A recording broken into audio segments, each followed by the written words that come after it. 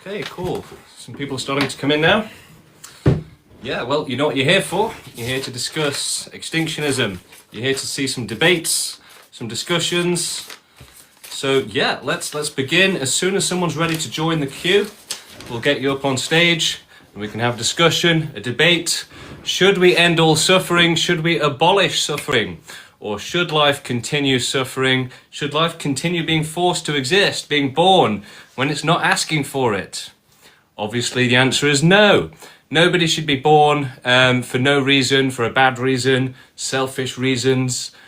Salverdo is asking, why are you not antinatalist? So, the problem with antinatalism is that you might help your own child, but you're not helping anyone else's kid, and you're not helping animals either. So antinatalism is just simply doing nothing and then pretending that you're a hero. What we actually need is a universal system of safety for all. We need a universal system that will make sure that nobody is born, no animal is born, and then maximum prevention of life coming back and existing as well. See, antinatalism will never help animals. It will never actually cause human extinction. It's simply doing nothing and then thinking that you've done something. It's like the opposite of actually doing something. It's literally inaction. So it doesn't help anyone except for your own child. And that's not good enough, right? Animals suffer worse than we do. Most animals get eaten alive. You're not experiencing that. No, your kid wouldn't have experienced that. So animals suffer way worse than we do. You wouldn't want to be born an animal. You wouldn't want to be born a mouse, right? In a forest, right? Where you've got a 99% chance of dying as a child. You're just being chased for your life all day, every day. Look, the other day I saw a mouse in my garden get eaten by my cat. And I could, before it actually died, I could see the terror, the heart palpitations. It was absolutely terrified. Its heart rate was like 1,000 a minute. It was in extreme distress and suffering. And sadly, that's just constantly happening. I was thinking about this yesterday, and yeah, mice and rats, they probably have one of the worst existences on this planet. There's just so many of them, and they can feel pain. They can really, feel suffering, and they're just constantly getting chased. It's like that for a lot of animals, where you're just running for your life all day, every day. If you've ever had a nightmare where you were being chased by a murderer, imagine that being your entire life and then getting eaten alive. So animal extinction is a must, right? It's absolutely non-optional. And we need to stop treating animals like commodity, like entertainment. Those are real living beings that actually feel pain, and they shouldn't be forced into that. Nobody should be. So someone's asking, are you vegan? If not, why don't you try to advocate to reduce suffering? Reducing suffering is a tool of oppression and slavery. The slave owners say, let's not end slavery, let's just reduce it slightly. That's not good enough. If you can end all suffering, then you should. And if you're choosing to reduce it instead of ending it, then it's like reducing slavery instead of ending slavery. It's completely wrong.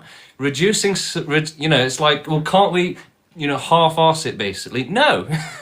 We've got extreme suffering on the line. You can't just take partial measures with that. You can't reduce it and then pretend like you're doing a good thing. Same as antinatalists, same as vegans. It's like, let's do a 1/1,000,000th of the job and then claim victory. No, that's rubbish. That's not good enough. Okay, we've got some people queuing up. Let's get them on. Dog Hall. Hello, how you doing? That was good. Yeah, good. How are you? Do you have any questions? Yeah, so I'm sort of wanting you to, because I just jumped in, right? So could you substantiate your claim a little bit for me? Just give me a brief little synopsis. Yeah, so currently we have the worst respect for life possible. No one cares if it suffers, if it's born into extreme suffering. You can buy an animal and start abusing it. Anyone can have a kid, start abusing it. So we have the worst safety possible for life, right? No one cares if life is born into the worst conditions possible. So we should make it so that nobody suffers ever again. We should make sure that every life form has certainty of safety, and you can only achieve that with non-existence. Okay, but even if we were to take out like 90% of species from existence, right, there would still be inherent suffering. There's always going to be like Where? Where? there's genetic issues that happen in most in most We're mammals. we're not talking about taking out 90 or 80%. We're talking about 100%. Okay, so your whole thing is if we take out everything, there will be no suffering. Obviously, yeah. Right. So what's the purpose of that? To protect the sufferers. To protect the suffer. There are people that suffer that have a high quality of life, though. But what about those that aren't? Well, you can't just put totalist totalist view on everything. Like Well, just because you do have to enforce morality. no, not necessarily. You don't have to. My Well, yeah, if morality. you want to be selfish, then you don't. But No, if you my want to be a good morality. person, then My yes, you do have morality. to. Morality is subjective. My morality and your No, morality is no, different. that's the same thing that child abusers say. Morality is not subjective. You can't It just it decide. most it most definitely is subjective. No, In certain, no. yes, it is. It's Well, of course, subjective for selfish people that no, want it to be subjective. no. So if I'm going to finish a sentence and then you're going to respond, or you're going to talk over me and look like a dick. So pick one. Are you going to say something? Well, did you think was that like a gotcha? So you just listened to me and you think that's a gotcha? Okay, Okay, this is amazing. getting boring. Okay, let's move on to the next guest. We've got Milen coming back on. An interesting guest. I believe he agrees with extinction. Hello, how you doing? Hello, Hello, how are you? I'm doing well. What about you? Yeah, good, thank you. Do you have any questions? Uh, yeah, rather statements. I'm sorry for my English. It's not very good, but I hope the auditory will understand my questions and statements Yeah, okay. well. So one of them is if pharmaceutical products and systems that we are actually developing right now can make the pain receptors disappear or be less sensitive in future and make us feel way better uh, and create other substances that bonds with Yeah. opioid But receptors. the problem with that is that it doesn't create certainty of safety. So, as I've been trying to explain to people, we need to raise the level of the standards for life, the standard of safety for life. It should be certainty of safety. We should never allow or force life to exist without certainty of safety. So even I with agree. I agree. Yeah, we but don't even have with removing the pain certainty. receptors, that can still go wrong. Okay, it doesn't provide certainty of safety. I agree. But if we have in the future the certainty of that, what about that? Well, yeah, I mean, we should improve conditions for humans and for life. But yeah, I don't think that, removing pain is going to help, right? I want to know when I'm burning my hand. I want to know when I've, been bitten by my cat or something or by my dog, right? So yeah, life can't function properly with, no pain. It's a necessary part of understanding the world. It's a necessary sensation. Yeah, there is one more thing. Have you ever tried opioids? I used to take codeine for pain relief, but it's not a very strong opiate, Yeah, so not it's weak opioid. yeah, so Yeah. not really, no.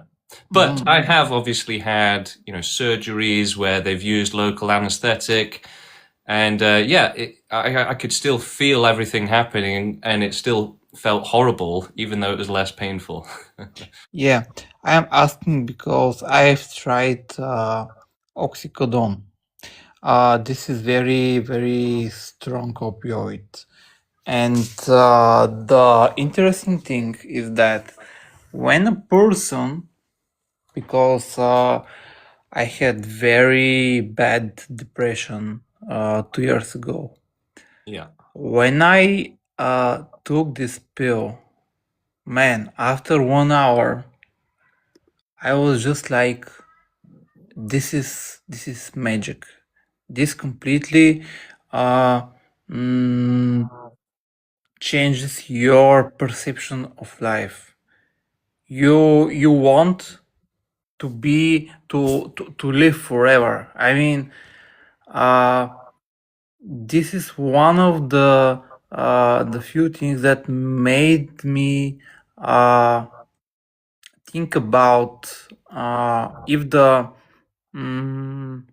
existence of the human is worth. Yeah. Milan, we're going to take you off. You have some microphone issues. So, but yeah, I hear what you're saying. You know, life can feel good, and yeah, maybe pharmaceuticals can help with that. But, you know, people end up with addictions, right? You know, if you take too many drugs, you end up addicted. So that's not a great thing. I think that relying on drugs for happiness is a bad thing. You know, maybe if you need medicine or something, that's different. But we don't want to be drug addicts, and that can go wrong, right? That you can't say, you know, just give everyone drugs and they'll be fine. It can still go wrong, and drugs don't work for everyone. People have different biologies, different, you know, allergies and things like that. So unfortunately, you can't end all suffering with drugs. It wouldn't work, and it wouldn't provide 100% certainty of safety. It might, you know, improve conditions slightly, but not good enough. Hello, how you doing? Hi, James. I agree with most everything that you're saying. I was just wondering about something, and let me know if it's personal or if you can talk about it. But were you at any point were you ever religious? I'm not personally either, but did you ever so I'm guessing you weren't raised as it. Did you ever investigate any of them ever? Like, were you interested, or you kind of knew from a pretty early age that it was nonsense? Yeah, I knew from an early age, and you know, my parents never took me to, you know, church or anything. They never Yeah, same. indoctrinated me. So yeah, I've never been religious. Yeah, and you never like even looked in, like when you watch debates just to be curious about how those people think. Did you do like that much, at least like that much investigating, like non-personal investigating to kind of like, wonder what is that all about ever? No, I'd say it was always obvious that, Yeah. you know, religion was a joke. You know, we had religious studies at school, and everyone was taking the mick out of the teacher who was very Yeah. religious. And yeah, it's always been a joke to me. Obviously, right? Like in a clear way. Yeah. Okay, that was just one question. And the second one was um after like if we get to a point where we can achieve this, total extinction, and then let's say it happens. I was wondering about in my own brain, I was trying to find, ways it could go wrong, even that could go wrong. And I kept thinking of um like who would be the last whoever those people are going to be, in the or thousands of years that it's going to happen. Probably AI. It's probably robots. Oh, you think it would? Oh, so you're thinking it might at that point have to be robots, not even people enforcing it? I think that would be the ideal situation, yeah. In fact, I think that robots should start taking over jobs immediately. If we take over the world, we'll be improving conditions for humans, and Yeah. ideally, we'll be giving every single human their own personal robot to help them with, you know, daily tasks and to do their jobs and stuff. And yeah, you know, those robots will be your best friend, and then maybe they'll have to euthanize you. Right. Yeah.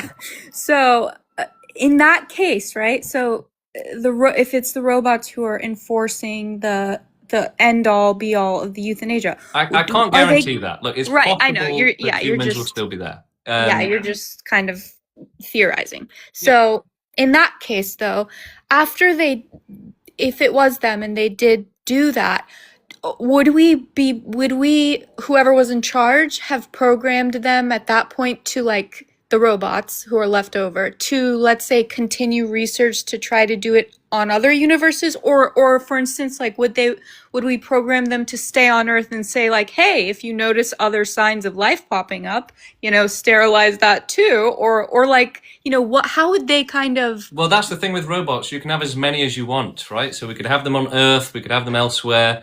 Right. They're probably not even going to be robots as we know it, right? It's going to be like just Yeah, something kind of unimaginable. Yeah. machines. Yeah, it'll be like the Matrix, maybe. Yeah. Okay, because the only question I had was if it was humans, like let's say, if we kind of got to this goal closer than the robot part, and if it was humans enforcing it, like I keep wondering about this idea that like the two, let's say the two humans that are left because they were the ones like overseeing the whole operation. What if they decided like at the end, like, hey, everyone's gone, I feel pretty peaceful right now, like maybe we should stay. I don't know, I feel like would we be able to trust that? Yeah, I mean, Yeah. look, if it does come down to that sort of situation, then most likely the most trusted members or people would be left with that job. Right. Yeah. And, I would say that there's not a significant risk of that happening because as extinctionists, we fully understand that we would be better off not existing ourselves. So we're only continuing to exist so that we can help other people to be safe from existence. But yet fundamentally, we believe in extinctionism because we understand that life is bad, that it's better to not exist. So I'm not particularly worried about that consequence. And again, you probably will have AI there doing it anyway. And look, even if there was some risk of that happening or some concern, we could probably develop some sort of, fail-proof system. Yeah. Okay, that was my only question. Thank you. Okay, thank you for coming on. Okay, let's see who's next. We've got Samir coming up onto the stage. Let's get Samir. Hello, Samir. How you doing? How are you? Okay, Samir probably didn't mean to join. Right, so that means that the queue is now empty. We need to get some more people on. Let's have some debates, discussions. I want to hear what you think. We've got people in the chat saying cringe or, why don't you do this? Why don't you do that instead? Well, look, join the stream. Let's talk it out. Let's have a conversation. What are your thoughts on accelerationism? I disagree with it. Accelerationism is about making the world a terrible place. It's about trying to make people suffer more so that they'll be pressured into doing better. But people just get desperate. They get, even more selfish when you pressure them. So making the world worse to try and make it better, it doesn't help, doesn't make sense. I'm absolutely against it. And I would say that, making the world a more desperate place is going to make more people more animalistic, more selfish, and less empathetic, less selfless, less, give you less time on your hands to start thinking about other things like empathy and morality. Whereas, if we're in World War III, you're not going to have much time to be thinking about that. Julio is asking, James, can you abolish my suffering? Yes, Julio. I made a video today saying that if you wanted to get aborted, but weren't, then we will help you with that. We will get an abortion done for you, even if you've already been born. We will provide euthanasia, assisted suicide and everything like that. So, Julio, don't worry. If you're suffering, we will abort you as fast as possible. Okay, let's see who's next. We've got Jesus Freak coming on. This should be fun. Hallelujah. How you doing? Hi, how are you? You're gonna give Julio an abortion, are you? No, I'm joking. He's actually a childhood friend of mine. That's funny. In the United States and on the West Coast, we actually do that in hospitals. And Well, I've always thought that there's nothing wrong with abortion after birth, right? I've never seen the issue with it. You know, my friends have always said, no, no, no, there's got to be a line, right? You've got to draw a line somewhere. Why? Yeah. That's my argument with people that believe in abortion. They think, oh, abortion's okay. I said, well, if you can abort them while they're in the womb, why don't you wait until they're like at 12, 13 years old and hit puberty and they're assholes, and then can you abort them then? But people never think that's funny. I think it's funny. So, Jesus Freak, what do you think? Should we end all suffering? You talk about World War III? I heard you say something No. about that. No, we're not planning World War III or anything like that. We want to Well, I mean, if you could abort the whole Earth simultaneously, well, yeah, that'd be a very humane thing to do. You can't do it, but if you could, Well, I we guess. don't. It doesn't have to be simultaneous. We can do it bit by bit in a structured and organized way, and that's what our movement is working to achieve. Well, you wouldn't want the rest of the world to know it was happening, though. I mean, if you don't know what's going to happen, come on, how great would that be? It's like I have a lot of major health issues now, and I tell God every day, like, God, when I wake up, I'm like, okay, we got another day. What do you Yeah, want I me to do? agree. When we're But forcefully carrying out human extinction, ideally they won't see it coming, and they'll be oblivious to it.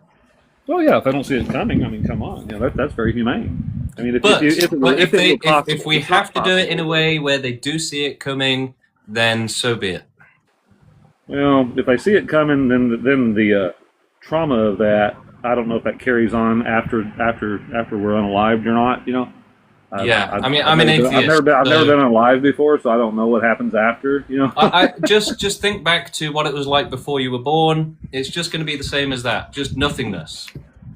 Well, if there was just nothingness, if that's all there was, if we believe that to be true, but what if we're wrong? That's my fear. Yeah, but the thing is, there's no evidence, so we'd be wrong about anything. Jesus Freak, thank you for coming on. It's been a pleasure. We've got a couple more people in the queue, so let's get through some more guests, some more different topics. Mr. Eyeballs is coming on next. Hi, Hello, how you doing? I'm good, thank you. I actually had a question that wasn't part of the debate, just a question regarding your like activism chats and That's whatever. great. Yeah, I'm happy to take all questions. It doesn't have to be a debate, so yeah, go ahead. Okay, cool. So I actually found out about this movement yesterday, and I've been thinking about this whole thing for a while, so it was really refreshing to see it. And I tried to join the activism group chat on WhatsApp, and after answering a couple of questions, like my answer to "Are you an atheist?" was that I was spiritual, and then the person just told me, "Well, we don't support spirituality," so I wasn't able to join the group, I guess. I was just trying to get like clarification on that. Yeah, unfortunately, we can't let everyone into the movement because essentially we only allow activists to represent us if they're actually fully on board with our principles. So most people don't understand, all of our principles basically. And most people won't agree with all of them either. So you'd have to fully read through our manifesto, our FAQ. So, for example, the scientific method, we rely on that, and that's why we're atheistic, because we've seen no proof of spirituality. And so we have to use that same standard of, scientific rationality and certainty for ending suffering. So, unfortunately, we can't allow people who are going to be who we can't trust to make rational decisions, basically. Okay, got it. Thank you. No worries. So, while we don't like doing that, and, we don't want to turn people away, sadly, most likely they wouldn't agree with all of our principles if they're a spiritualistic person. You can say that I agree with it, but, once you actually read the manifesto and everything else, I would say there's a good chance you won't agree with it. But if you do, then, DM me and, we can talk it through. And look, if you want to support the movement somehow, then there's nothing stopping you from doing activism. There's nothing stopping you from donating to the movement if you want. There's nothing stopping you from just making your own TikTok account and doing activism, saying, join the pro-extinction movement. Life shouldn't exist in dangerous conditions like this. You can do that if you want. And I'd encourage you to do that. I'd support you in doing that.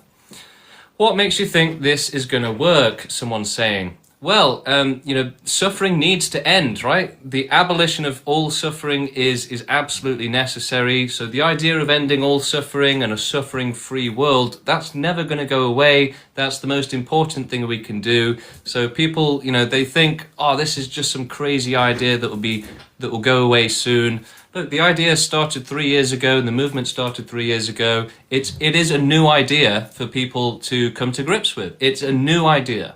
Right, so it's a brand new thing to think about, a new concept, which is that we should provide as much safety from life existing for as much of the world as possible.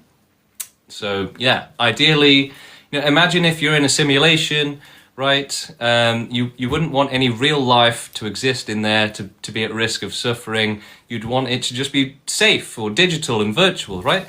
I made a video about this, how simulation ethics are similar to extinction ethics, right?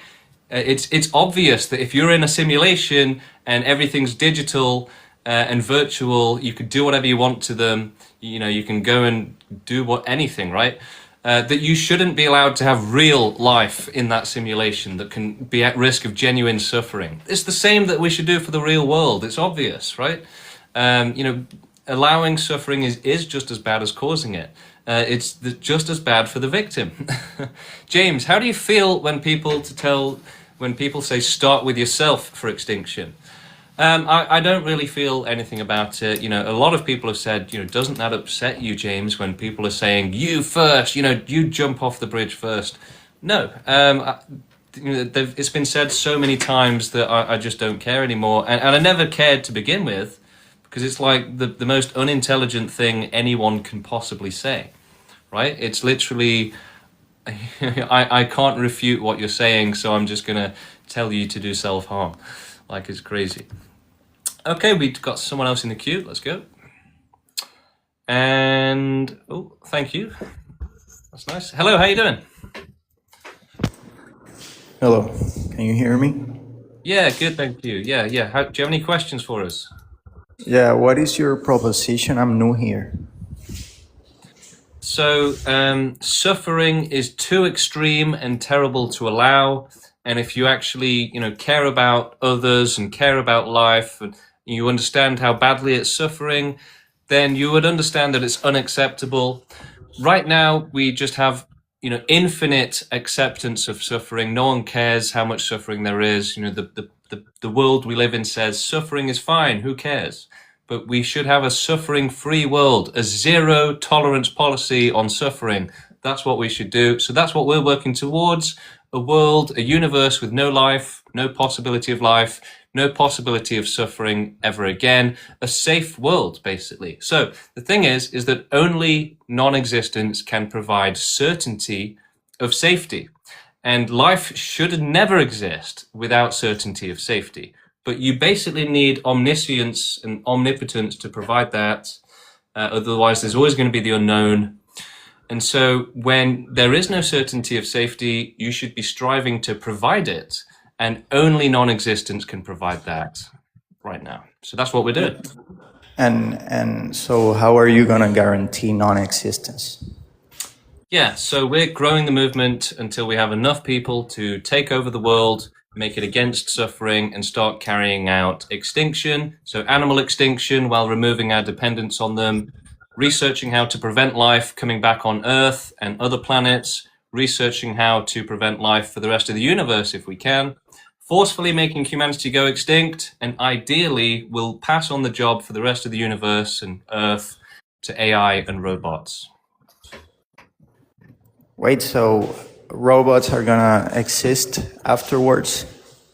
Not necessarily, right? But potentially, yeah. And wait, so who's gonna be there? Who's gonna exist in order to detect that suffering is over? Well, yeah, like ideally it should be AI. But if we can't rely on AI for whatever reason, then we'll have to do it ourselves. So AI has to be conscious in order to detect. Consciousness is required in order to detect existence. So something has to exist in order to detect the supposed non-existence, which makes non-existence impossible. Don't you No, think? that's wrong. That's wrong. Yeah, non-existence precisely doesn't exist, so it's impossible to even So fathom you it. believe in the afterlife or what? I believe that non-existence is non-existent. So what happens when you pass away? What happens before you're born? Well, you don't even know if you're gonna pass away. Okay, so what happens before you're born? Where are you? That's like asking what happens before existence. Yeah, I am asking that. You're saying that there's no such thing as non-existence. So What I'm saying is that if you're pretending to not exist in a certain moment, how will you know that you're not existing? I'm not pretending to not exist. No. Okay, but if you're saying that you will not exist, right? How will you detect your non-existence? Like You won't have to. You won't have to. Oh, but that's nonsensical. You're gonna be stuck in your existence because existence is the only thing that can exist. You can only detect non-existence in a third You don't person need to point of- detect it. In the same way that when someone passes away, they don't need to keep That's the point. observing. You cannot detect it. Okay, well, you're clearly completely insane. Okay, that's a shame for them. You know, I feel bad for them, right? It must be hard going through life just being completely unable to understand anything, right? I mean, you know, they probably see, oh, that sign says left. They see it as go right or something. It would be difficult. Okay, the queue is currently empty, so we need more people. If you have questions, if you want to debate, if you want to argue or discuss, if you have just one question, it doesn't matter. There's nobody in the queue, so you might as well come up now. I'll go gentle on you, all right? Or maybe I won't, who knows? Let's take the chance, hit the queue, let's bring you up. In the meantime, I'm going to take some questions from the chat. James, people start getting angry. Okay, yeah, good idea, Timothy. All right, we've got someone now. We've got someone coming on. Everybody get ready. Tres, dos, uno. Oh, no, they left. Julio, why don't you join us? Let's have a debate, Julio. Un debate. Julio in the chat is from Venezuela and actually is my childhood friend. I visited him in Venezuela when I was like 15. James, do you think reincarnation exists? No. No, I don't. I don't believe in God. I don't believe in an afterlife. I think that before you're born, there's nothing, and it's the same after you've lived as well. There's no evidence of a God. Otherwise, you know, the more rational people, the scientists, would believe in it. If everything was taken over by AI, how would we prevent AI from trying to make life? We wouldn't necessarily have to. If the AI can create certainty of safety, then we would support it potentially creating new life if it's the right thing to do. But, you know, I don't think that AI is just going to, you know, become crazy and just start putting life in danger for no reason, right? So it would be programmed to have the highest standards possible. And I don't think it'll be that difficult to really program that in. You know, I don't think it's going to go wrong that easily. You know, 1,000 years from now, 1,000,000 years from now, the AI is not going to have all of the same problems that ChatGPT 4.0 has, okay? It's going to be way beyond humanity. It's going to be way beyond anything that we can understand today. It's going to be way smarter than us. Ollie, hello, how you doing? Hello, I'm doing good. So I actually just have one question because, like, I agree with the whole premise of the movement. It's just super I just think the movement just won't work in practice because of real life stuff. You have to do this whole revolution and stuff. But how will you create the social conditions to achieve this movement and achieve extinction? Well, the thing is, we're working on a lot of different options for that. And you also have to bear in mind that you can't predict what the future is going to look like, right? The world could be so different 10 years from now that our current understanding is just made completely redundant. So that's a possibility. For example, it could, ideally, we're going to work on an AI that will take over the world, something like that. We can do a revolution as well. But look, in the same way that they ended slavery with a war, this is even more important than that. So, the end of suffering is never going to go away as a concept. It's never going to stop being the most important thing possible. Extinctionism started 3 years ago, the movement, and it's a new movement, right? That's one of the main reasons why it's difficult to believe in, is that, it's a tiny movement against the world, but every movement has to start out small with humble beginnings. And we're very actually optimistic about it, right? The people in the pro-extinction movement are very optimistic because we're working on this stuff and we can see the way the world is going. And we know that we're going to do bigger and better things as we continue to get more experience with our activism and as the movement grows. So, 10 years from now, the movement will probably be a lot bigger and doing more exciting things, bigger projects, and I think it'll be easier to believe in it at that point. I would say that right now is like the hardest time to believe in it. Fair enough, fair enough. But yeah, looking at it, I do actually support the movement because, I do want my life to end, at this point. So, I support it. It makes sense. Yeah, well, like I say, if we take power tomorrow, or if I, become the leader of the UK or the world, whatever it is, we would provide euthanasia for those that are suffering. We would do it as fast as possible. We wouldn't fanny about with it and, make you go through 100 hoops and then, you need your parents' permission, all that nonsense, okay? We would help the sufferers as fast as possible because we know that they're suffering. Yeah, fair enough. There's only just slight things I disagree with, like the way you get that. But yeah, I fully agree with the entire premise. Fair enough. I mean, I always thought you were completely against it. Oh, no. I'm not a troll and I'm not completely against it. Sometimes I could, my opinions can sometimes vary. One day I could be like, oh, no, suffering doesn't have to end. It builds character. And then one day I could be like, oh, suffering is this absolute unbearable thing. But, yeah. Fair enough. Ollie, everybody. Thank you, Ollie. Been great talking to you. Went better than I expected. But yeah, join the Discord, Ollie. We do have an application that some people fail. But, for you, I'll make an exception. If you DM me, I'll get you onto it. Everyone should join the Discord. You don't have to be an activist to join. You just have to seem, rational enough. Hello, how you doing? Hey, what's up, brother? Yeah, I'm good. Do you have any questions? Yeah, I mean, honestly, are you for real? Are you trolling? No, it's a real movement. I didn't even start it. I only joined last year, and we're growing globally. Can you tell me more about it? Yeah, so, there's been loads of movements throughout history, but finally this movement exists, the pro-extinction movement for abolishing all suffering, right? You have the anti-slavery movement for slave suffering, you've got the vegan movement for farmed animals, and finally we've got a non-discriminatory universal movement for all suffering and total prevention of suffering. So life should never exist without certainty of safety, and in this world that doesn't exist, which means that we should provide certainty of safety for all life. And non-existence, extinction, is the only way to do that. Unless you do this, then you're going to have some suffering terribly, begging for death, so that others can have fun at their expense, which is unfair. It's wrong. Very interesting outlook. And I agree with you at some parts.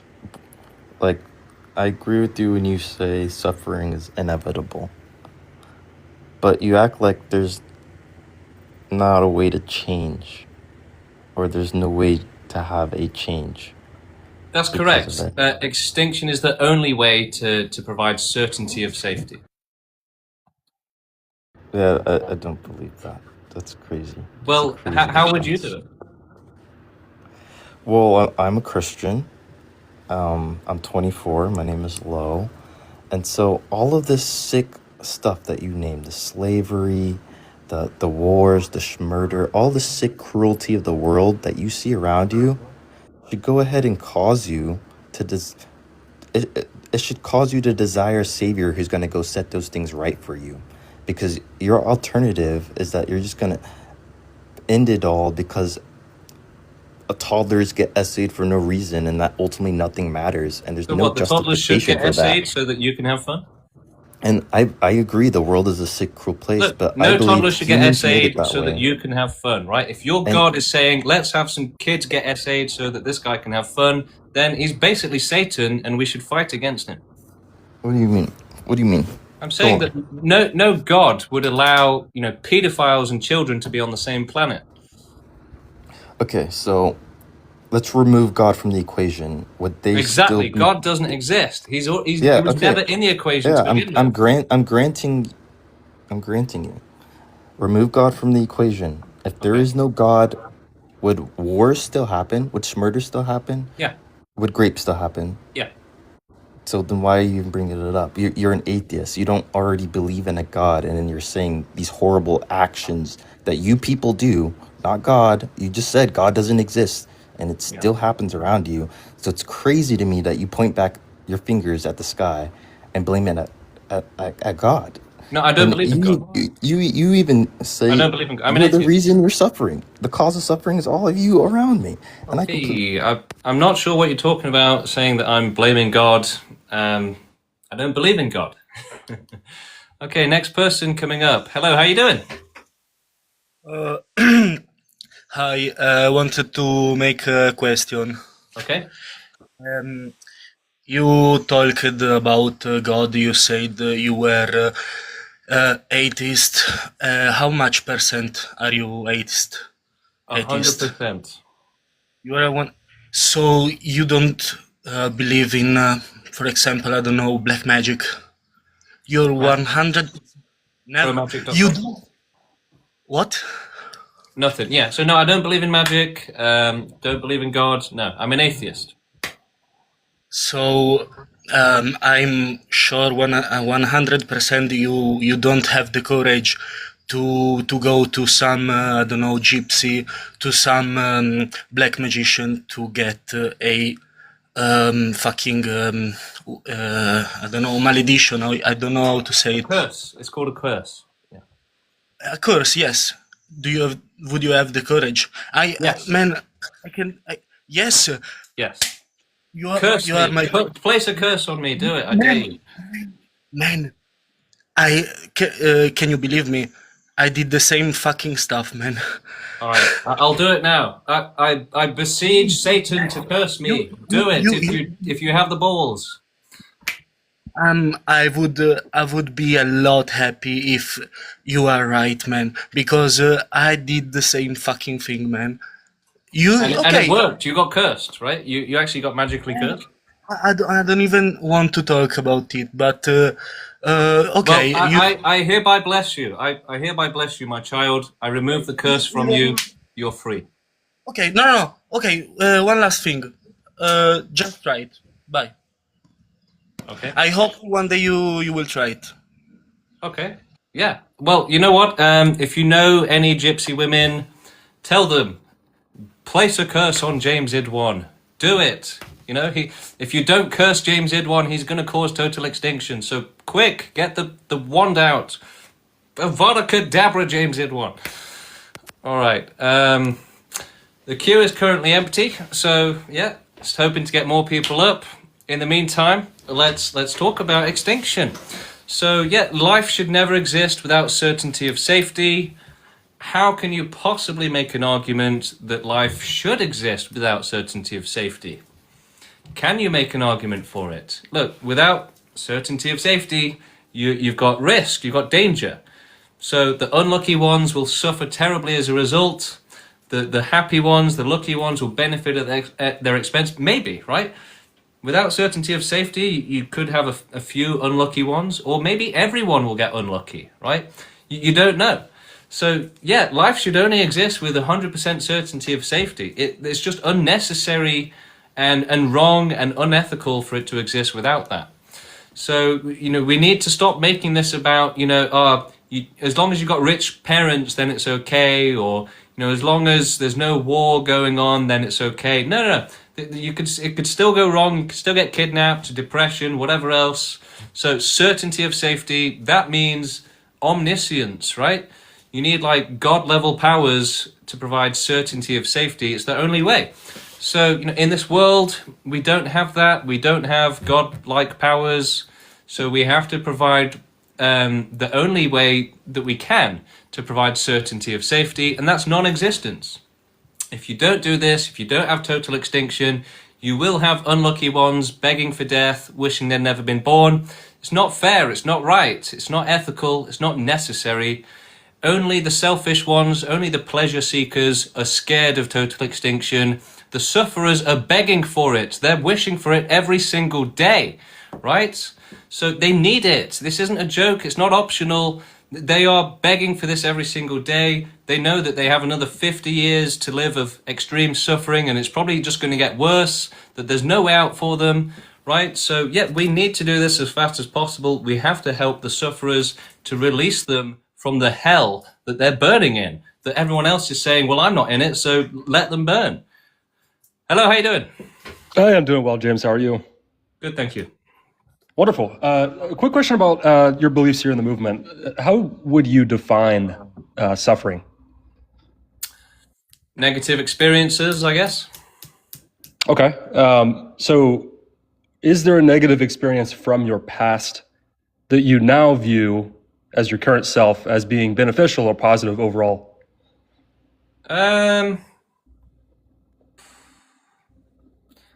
don't know. Maybe not. For example, let's say you studied for an exam, right? You didn't like that in the moment. It was suffering to you. But now, after the fact, you passed the exam. You're doing better in life.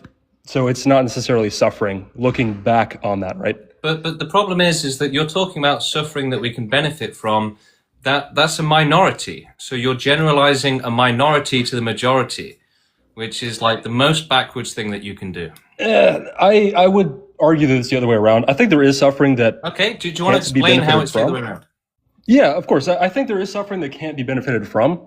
For example, things like genocide, the horrible things of life, right? But I think most suffering that you experience. No. I say that's not the case. That is not the case. However, the majority of suffering is happening day to day, and you can benefit from looking back on it. That's my argument. That's my position. I was just curious about how The thing is, we don't live in a world where everyone benefits from suffering. So that's a fantasy that just doesn't exist. The majority of the suffering in the world doesn't help you grow, doesn't benefit you. It's actually a terrible thing.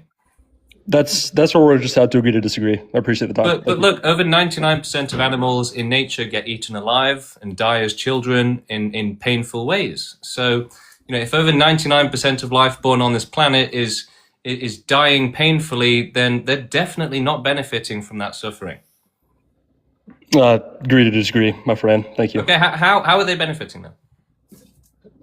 How are animals benefiting from dying? What? Yeah, how are they benefiting from dying? Well, like you said, if they die, they're not suffering anymore. But you suffer before that. So how are they benefiting from the suffering? How are they benefiting from not suffering? Well, that's like something a child abuser would say. How is this child going to benefit from me not abusing it? Just interesting. Am I wrong? Interesting. Okay, well, thank you for coming on. Okay, let's get the next guest on. Hello, how you doing? Hi, are you able to hear me? Yes, loud and clear. Okay, so is this an idea that you think is realistic, or is it just an idea that you have that you think how the world should go about? It's a real movement. We're actually working to do it, so we will be making humanity go forcefully extinct, and same for animals. There's dozens of people around the world, and people joining every single day from around the world saying, yes, let's forcefully cause total extinction. We have to do this to help the sufferers. The movement's existed for 3 years. I joined 1 year ago, and it's growing globally. Okay, that's interesting. So for me, realistic means that there are realistic, concrete, like ways to do it. Like, how would you cause forceful extinction? Yeah, so we need to grow the movement until we have enough people to take power, change the world, make it against suffering, and start carrying out total extinction. There's lots of different ways that we could take over the world. One of them is democratically, by growing the movement peacefully. Another one is growing the movement until we have enough people to take power through revolution. We may also be able to, develop an AI that can take over the world for us. And another option that we're working on is improving the genetics of humanity so that they can understand extinctionism easier. This is something that we're already doing, donating sperm so that we can have thousands of children who can potentially have a better understanding, higher intelligence, more empathy, and help with extinction, basically. So that we're working on every potential solution. But how do you forcefully extinct? Like, how do you say it in English? Yeah, How do so you that's a good question. like? How yeah. do you do that to people by peace? You're right, because you don't want to do it like violently, because you don't want people to suffer. That's the whole point of your idea. You don't want suffering. So how do you do it in a non-suffering way? Yeah, so ideally it will be painless, and maybe they won't even know it's going to happen. Who knows? Or maybe we can make it quite an enjoyable experience. But either way, we'll be doing it the best way possible. And even if it does cause suffering, it's still better than the alternative. So even if we had to torture everyone for 10,000 years, all of the animals, all of the humans, horrifically for 10,000 years, in order to cause extinction, it would still be less suffering than the alternative. It would still be better than the alternative. Is it like you want to reset the world, like the population, basically? No. So we need total extinction and then total prevention. Yeah, total prevention of life coming back as well. So we need to find out how to prevent life. But isn't it smarter to like make extinction and then create a society for the next people? No, because they're still going to suffer. It doesn't cause suffering. Yeah, no, because there's no such thing. Oh, okay. Well, thank you for letting me know. That was interesting. No worries. Thank you for coming on. But yeah, without certainty of safety, it's never okay. It's never fair for life to exist. So look, if we discover, omniscience, omnipotence, magical powers and stuff, and we can say, okay, we can see into the future. We know every unknown. There's no longer unknowns. There's nothing that we know about all the dimensions, whatever, right? If there's no unknowns ever at all, and you have basically omniscience, then yeah, you can potentially provide certainty of safety. But unless you know everything, then there's always going to be an unknown, there's always going to be a risk, a danger. So life should never exist without certainty of safety. And, the only way to provide certainty of not suffering is non-existence. So we have to provide that, the power of non-existence, the safety of non-existence. That's what the sufferers need. Right? Those who are begging for death, wishing they'd never been born, suffering terribly, they need to not exist, right? It's kind of difficult for people to even wrap their heads around the idea that, yes, there are animals and humans right now suffering so badly that they would definitely be better off not existing. But that is the case, and that is the danger that we have to look out for. That's the most important thing in the world, the ultimate harm. Is to be trapped in a life of extreme suffering, right? Really extreme suffering where you definitely be better off not being born. So that's the worst thing in the world. It's the ultimate harm, and it's the most dangerous thing that you need to look out for. So yeah, a bad life, a life where you would have been better off not being born, that is the ultimate harm. That's what we need safety from. As a privileged person, you might not get it, you might not understand it. But for those who are crying every night, wishing they were dead, they need it, right? They needed to not be born, and the life in the future needs to be safe from that as well. So, unless we have total extinction, there will always be, unlucky ones begging for death, in excruciating agony, wishing they'd never been born. That's not fair, okay? You can't say, screw it, let them suffer so I can have fun. It's not fair, it's not ethical, it's not moral. Only a zero tolerance policy on suffering is acceptable. Only maximum safety and maximum prevention of suffering is acceptable. Otherwise, you're guaranteed almost to end up with victims, and that's not fair. Because if you're saying that, it's fine for them to suffer, then you're allowing you can't say I only accept this much suffering. You either accept suffering or you're against suffering. That's it. It's a binary, right? So you have most of humanity accept suffering. They don't care if you suffer. They don't care about, eating meat. They don't care about animals in nature suffering. They don't care about people of a different race suffering, right? So they have infinite acceptance of suffering. Extinctionists have a zero tolerance policy on suffering. We say, nobody deserves to be tortured so that I can have fun, right? Nobody. No animal, no human deserves to suffer, and they are suffering. It's not fair. It's an incredibly unfair system. We need to create certainty of safety, a fair system, a safe system. So that's what we have to do. And yeah, people are too selfish and small-minded to think about others and to think beyond themselves and to consider those who are suffering the most. We actually evolved to have limited empathy and to discriminate. So the more someone suffers, the more we ignore them, unfortunately. So those who suffer the worst in this world are the most ignored. And that's why you have people come on and say, well, what are you talking about? Suffering's that bad. I love suffering in the gym. I learned a real good lesson last week after a bit of suffering. Okay, but you're completely blind to those who are begging for death, right? This isn't about you. So that's the limit of their empathy. It's to themselves. What about these children suffering? I don't know. I had a good time in the gym yesterday. Their empathy is so limited that they only have empathy for themselves, basically. They can't even think about other people. And this is because of evolution.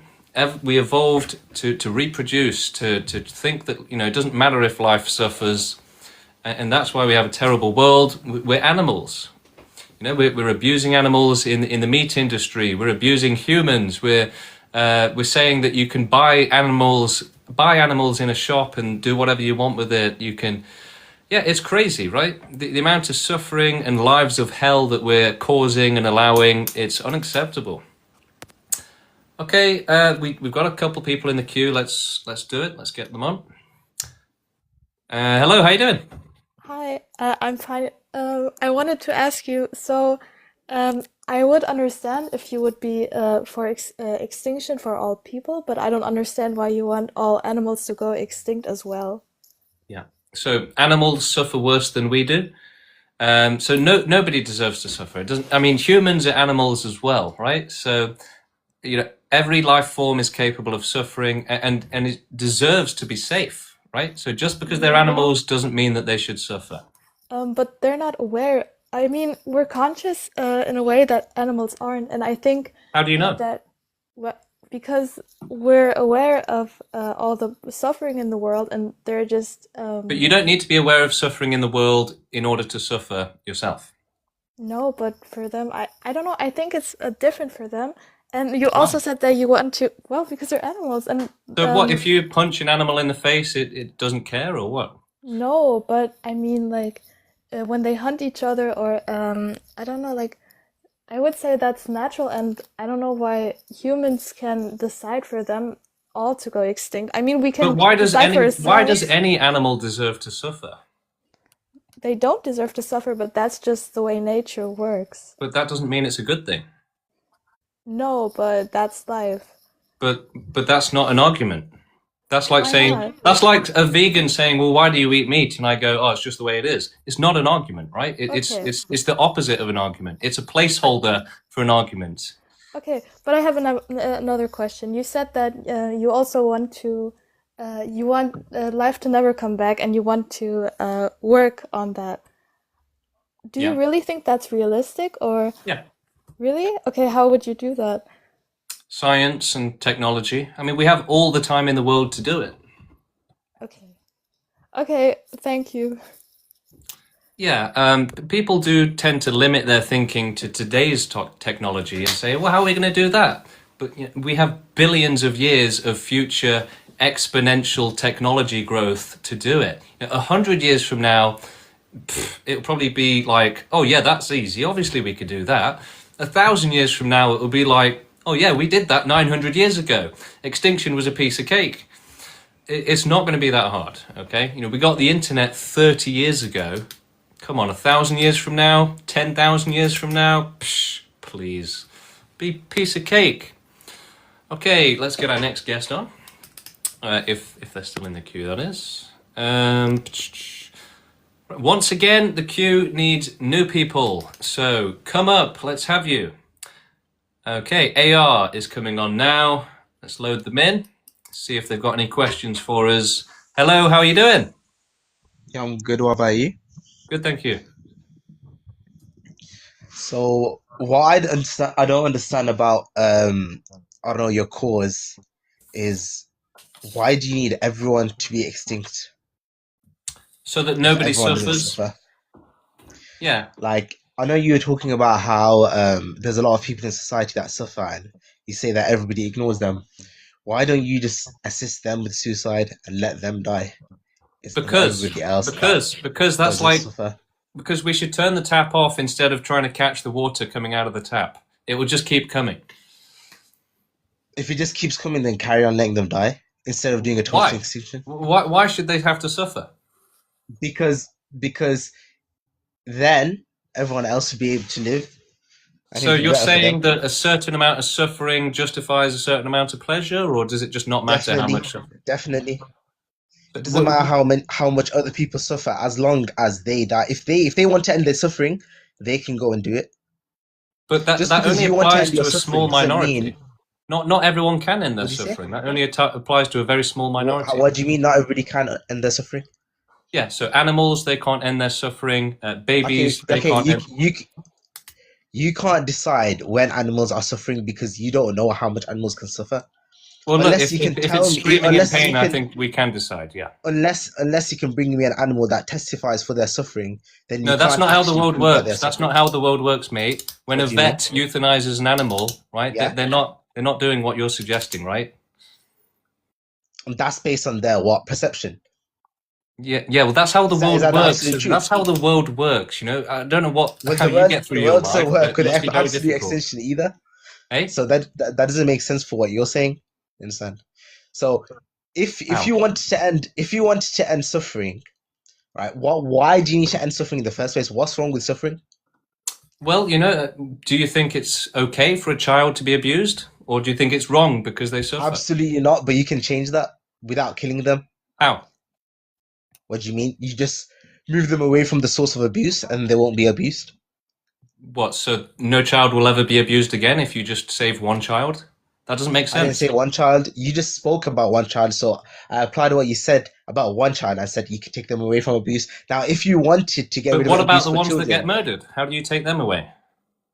the ones that get murdered, they're already murdered. Their suffering is ended. What? So Now, that what? means that so it doesn't matter if I abuse a child and murder it. It does matter. But you just said it But doesn't because it doesn't matter because they die.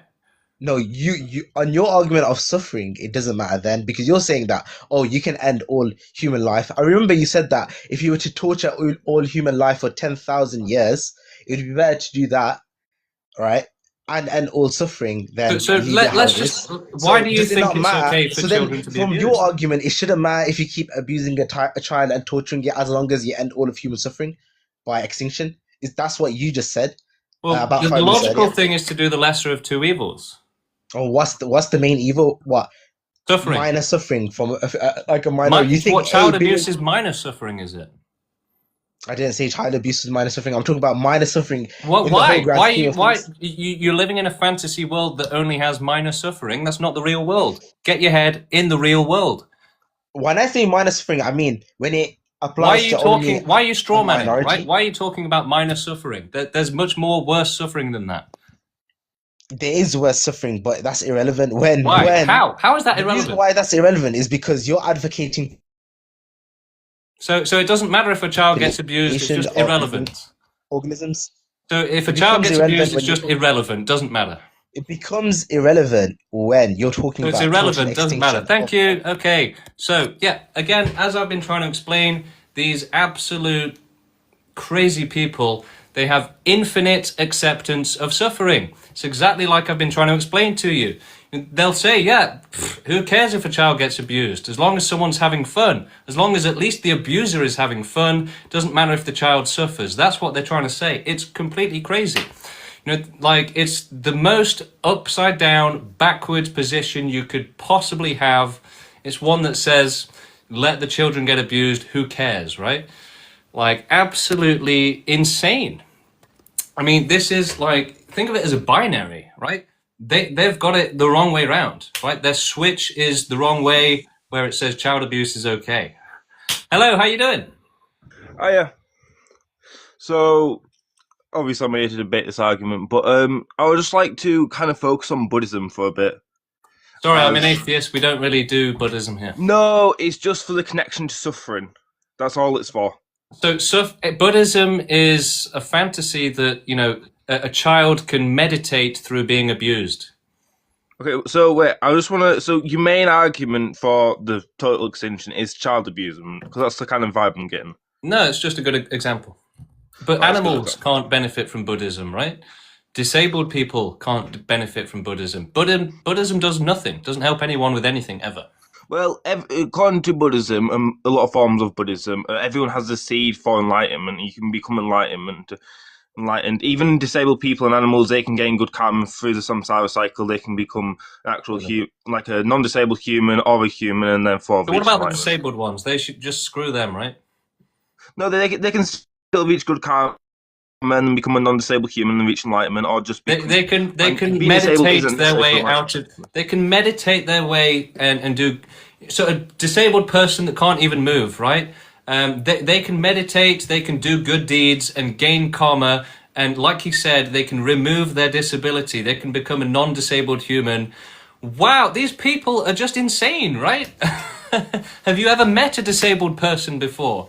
They're not going to be doing Buddhism to become non-disabled. These people are crazy. Look, I made a video, was it yesterday, saying, or the day before, that said, our world is run and full of mentally disabled people, right? And I'm not talking about like, being a vegetable and stuff. I'm saying that every single last human has a very specific mental disability. Every single human, with a few exceptions. They have an extreme disability, which is, you ready for it? It's irrationality, and it's an animalistic nature. So they have a low level of intelligence, they can't understand concepts like extinction, they can't understand why forcing life to suffer is a bad thing. So yeah, unfortunately, humans evolved to be monsters, basically. You know, we think that we're good people, that we're not that bad, but actually we are living on the top of a meat grinder, and, every single day, every single, second, every meal you eat, every time a service is done for you, it's causing extreme suffering to humans and to animals. And, we live at the top of the meat grinder, okay? And we think that, oh, this is how life is. It's beautiful. Meanwhile, this world, our cities and everything is powered by extreme suffering, powered by the meat grinder. And so you have people sat on top of the meat grinder like, wow, life is amazing. Not caring or not realizing that, they're sat on a meat grinder with children and animals being tortured and ground up like that, okay? So, yeah, we live in a crazy, evil world. The society depends on extreme suffering and cruelty and abuse and exploitation. We are living in a dystopia. We are, basically evil. We are basically monsters. Again, because we evolved to be that way. If we weren't like this, then we would not exist, right? Evolution and monkeys evolving and all this, it required us to have a lack of empathy or extremely limited empathy. It required us to be irrational, animalistic. It required us to just want to pump out as many kids as possible and not care what happens to them. This is obvious, guys. That's how evolution works. That's how reproduction and nature works, okay? The smarter ones, the less selfish ones, the less, greedy ones, they didn't survive, right? Because the selfish ones, they killed them, they took their food, they ate them alive. So it's survival of the most cruel, survival of the most selfish. And yeah, now we live in an evil world, and everyone's convinced themselves that it's not evil, even though it is. Okay, let's get some more people on. We've got a few people in the queue. I'm going to work my way up from the bottom, try and get everyone up. Lectech, Cora B. Is the B for Becky? Lectech, how you doing? Hello, how you doing? Okay, let's move on to the next guest. A few more people in the queue. I'm working through them. Let's get a debate as soon as we can. All right, trying to bring someone else on. Hello, how you doing? Hello, how are you? Good. Good, thank you. Do you have any questions for us? Just want to know, are you religious? No. No.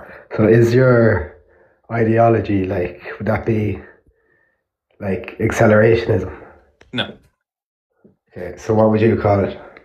Extinctionism. Extinction.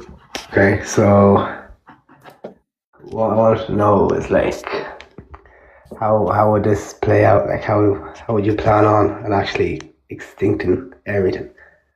Yeah, with animals, we would use euthanasia instead of sterilization. Euthanasia is better. It provides immediate safety from suffering, from a bad life, from a bad death, and safety from reproducing as well.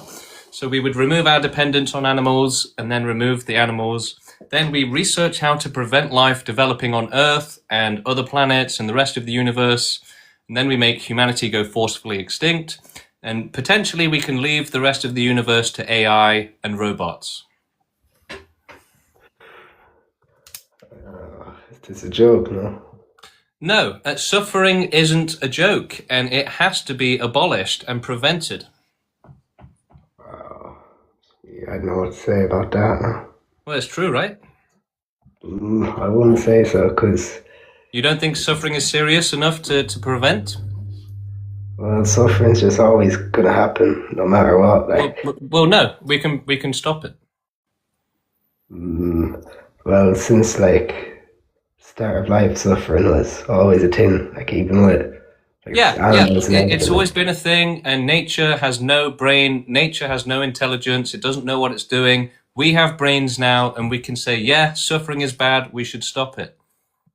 Okay, well, that's all, I guess. Okay, fair enough. Thank you for coming on. Cora mentioned the cards, so we haven't used any today, but let's start with our first W guest, because you know what? Why not? Could have gone worse, right? It's pretty good. So yeah, I'm going to try and get the cards out more, and let's get our next guest on. We've got Bartos coming on, hopefully. Let's try and get them on. Yeah, we need more people to queue up, so slap that button. Let's get you in the queue. Let's get you on stage. Let's hear your questions, your arguments. Bartos, bringing you on now. And how you doing? Hello, I'm doing well. I would like to ask you about something. Yeah. Because your point of viewing the whole situation of suffering is only seeing one point of view. Sorry for my English if it's bad. What do you mean one point of view? No, we're thinking of everything, the whole picture. Yeah. I listen, because you are looking at the life as of something that only causes suffering, but suffering is a part of life. It has always been. It's been for millions of years. That's not a good thing, though. Yeah, I mean, yeah, of course, it's not a good thing, but it doesn't mean that without it, I mean, it's just part of our extinction of animals, of whole life on the planet. I mean, if we are looking at the life, we could also look at, for example, let's say, trees that are in cell biology. We should get rid of the trees as well. Trees will be gone. Trees are going to be cooked and served. They're finished. They're out of here. But why? What's the point? I understand suffering. Suffering is bad, but yeah, it's always been there. It's But not that's like that's going to like happen saying child abuse has always existed. So what's wrong with it? It just yeah, doesn't. but you try to reduce it, and it's caused by people. It's No. caused as something that is No. let's People aren't the say problem. Nature is the problem. Biology is the problem. People aren't deciding to be horny, right? They're born that way. okay, yes, but again, things like that happen. I'm not saying it's good. But that's not because an it's not. argument. You can't just say, well, that happens, right? If I say like we should prevent child abuse, why would you say, well, it just happens, so forget about it? We try to prevent it, but What are you looking doing at the to prevent it? suffering, but let's say Look, we don't try to if- prevent if- child if abuse, a right? child- You say anyone can Yeah, have a kid and do we whatever are they trying want to prevent child abuse. I No, mean, no. we can't Look, 100% prevent it, but we're doing the opposite of preventing it. We're causing it, right? But we are looking at one problem. Okay, we can go for, let's say... No, it's not one problem. All suffering is bad. I know. There are lots of other, let's say, theft, robbery, I don't know, rape, for example. But Bart, everything. I know why what should you mean. anyone suffer? Nobody should suffer. I mean, okay, I understand your point of view, but let's say if someone has a good life, really good life, is there reason to end it? I mean, as a whole society, while we are looking at around 8 billion, right? 8 billion people. I'm not sure what's the actual, we should just decide that, it's time to stop it fully, stop let's say, the possibility to have children for people, for animals, and this way to end suffering. I mean, it's kind of no suffering extreme. is okay, right? You're treating suffering as a little problem, but it's the biggest I'm treating problem. it as a part of life. I'm not treating it as something that is completely okay, but as a person that lives. But it is okay. Yeah, we have to accept it. Why? I mean, we can fight it. Why? We Why can do we fight have to it. accept it? Why? Because if we want to live, we have to accept good things and bad things. Right, but we can't don't have just- to live. We don't have to live and cause suffering, right? That's wrong. That's unethical. I mean, that's okay. Let's say, That's selfish. for example, Is that not selfish and You- cruel and wrong and evil? causing suffering is cruel, but suffering itself is a part of human existence, existence of life. But I mean, let's say, look, there's no pleasure in this world that can make up for extreme suffering, right? Like a child being murdered, right, as a baby and Of stuff course, like but that. we An are animal not being eaten saying- alive. but- Look, there's no amount of ice cream or pizza that you can eat that suddenly makes it okay for children to be abused. Okay, I understand, but we are talking about, let's say, per country, there is around, depends on the country really, but a big amount. I mean, not as big, let's say, as 50,000 per big city, let's say. But even I mean, one it is too depends, many. Even really. one is too many. I mean, it happens. I'm not saying it's good. Look, I'm saying that we should fight it, but we're going to have to give you an L guest for that, because look, just saying it happens is the opposite of an argument, right? If you get arrested for child abuse, Bart, and you say, look, it just happens, right? It just happens. Why do you care, right? The judge is going to say, psh, get your ass to jail, right? And he should do that. And it just happens is not an excuse. It's not an argument. It's something a child abuser would say. Oh, Your Honor, it just happened. It slipped out, It just happened. Hello, how you doing? Hi, I'm great. And you? Good, thank you. I have a question for you. So, I think you said like veganism is wrong in that sense, or like are you yourself like you're again like you want to end all suffering, right? Being vegan means like doing the least amount of suffering. So, are you yourself vegan, or like do you consume animal products? Because I think you said in an argument that you said we only care about farm animals and not the wild animals, but so, do you yourself, do you consume animal products or not? Yeah, so veganism does cause more suffering. Each day, by being vegan, you save 30 square foot of rainforest. That's 30 square foot of extreme suffering that you're causing every day, basically. Yeah, but are you yourself like? Do you say like you're against like totally suffering? So like you're like in my understanding, your position would be like to do the least amount of suffering, right? Right now, as you can do, like as much as Yeah, possible. and that means eating meat.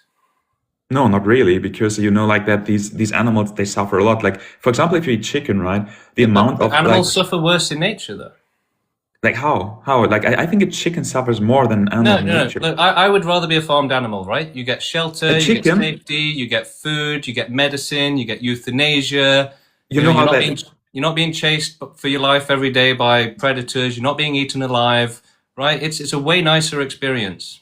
yeah, but you know that the chickens they break their bones before they're getting slaughtered. They are unalived at 56 days. Yeah, but you know what happens to animals in nature? They get eaten alive. They get After parasites. 56 days, and they suffer their whole life. They suffer. Yeah, They animals are being, in nature suffer their whole life too. but they are not force fed like that. Like they Doesn't grow from matter. land. It doesn't matter. They face other types of extreme suffering. Yeah, but you're saying like the comparison I think is lacking. Like if you say like okay, farm animals are suffering less than that, and like you can give me not a good example because chickens. Yeah, farmed animals aren't getting eaten alive, right? They're not full of diseases. No, but they're and suffering their own parasites. existence. If you look in our world and data, Yeah, they and like suffer. I agree. Farmed animals suffer, yeah, but no, they but if you look suffer at less than chickens, wild animals. if like for me, it's like hypocrite if you say like I still eat meat because like your goal is it to reduce all suffering, remove all suffering, which I understand, which is good. But then saying like oh you still eat meat and you're causing like a lot of suffering for me, that's hypocrite because in the way, if you really look at Dominion, But you don't care about wild animals. That's the problem. No, I care about wild animals. No, you don't. That's just like you're saying that their suffering is fine. That's why No, I vegans never said are wrong. that. I never Because said that. vegans don't actually consider their impact on wild animals. They No, that's a just straw don't man. care. That's a straw man. I never said that I don't care about wild animals. I'm not saying you said it. I'm saying that vegans do that, right? Yeah. Vegans have essentially a blank check when it comes to wild animal suffering. They don't care. No, not really. Like I talk Yes, like really. vegans talk with like hunters and say like, hey, You how know, can you know that vegan teacher, right? Yeah. She came on a few days ago and she said she didn't care about wild animal suffering. She said she didn't care if she caused animals suffering by accident, and she said it's not my concern. And she said, yeah, we should be able to live even if it causes animals suffering, extreme suffering. She said it's not a... So vegans don't actually care, No, right? but They that's just her want to view. look better. They That's just not- want a virtue signal. No, but that's her view. That's not like all like that doesn't represent all That is the vegans. majority vegan view. Yeah, it is. Now how are you doing that? Like if you Because if you tell me listen, like oh, you talk vegans with- want animals to keep suffering in nature. No, really, absolutely not. Like veganism is against like the exploitation of animals, and exploitation means suffering, right? And so with No, that's wrong. no, that's right. Like you're telling me like You think that the only form of suffering, that suffering only happens through exploitation? no, Are you never. insane? No. That's not what I said. I just That's said what like that is what you said. No, that is what you said. no, I said like Don't lie, otherwise I will kick you off. What did I say? I said like against You exploitation. said that exploitation is the only form of suffering. The animals in nature don't suffer if there's no humans around. I did not say that. I'll be honest with you. I wish you a good day because you will kick me off. Because Jeremy, you're out of here, buddy. Once you're being that dishonest, you're finished, okay? Like, he literally said one thing and then immediately denied it. Look, this happens every time I have debates with people and they run out of points, right? They run out of arguments. This happens every single debate. You just watch them. Watch my debates. People will say something and I'll say, you just said that. And they'll go, no, I never said that. Happens almost every debate, okay? It's just another example. So I'm not going to debate with someone that's just lying like that, right? Just saying random stuff and then saying, no, I didn't say that. Not going to happen. Okay, let's get our next guest on. But that's my problem with vegans, right? They're dishonest, they lie. Yeah, they're dishonest. They don't care about wild animals. Okay, so let's get some more people on. We've got Tori coming up next. Loading them in. Tori, hello, how you doing? I'm doing great. How are you? Good, thank you. Do you have any questions for us? Okay, Tori, thank you for coming on. Right, we've got quite a few people in the queue, so I'm gonna go through them as fast as I can, get more people on. Yeah, let's not have empty space. Let's get more people up. Let's get the debates continuing. That's what we're working on. Jeremas V, I would say, you should look into wild animal suffering, and you should care about all animals, not just farmed animals.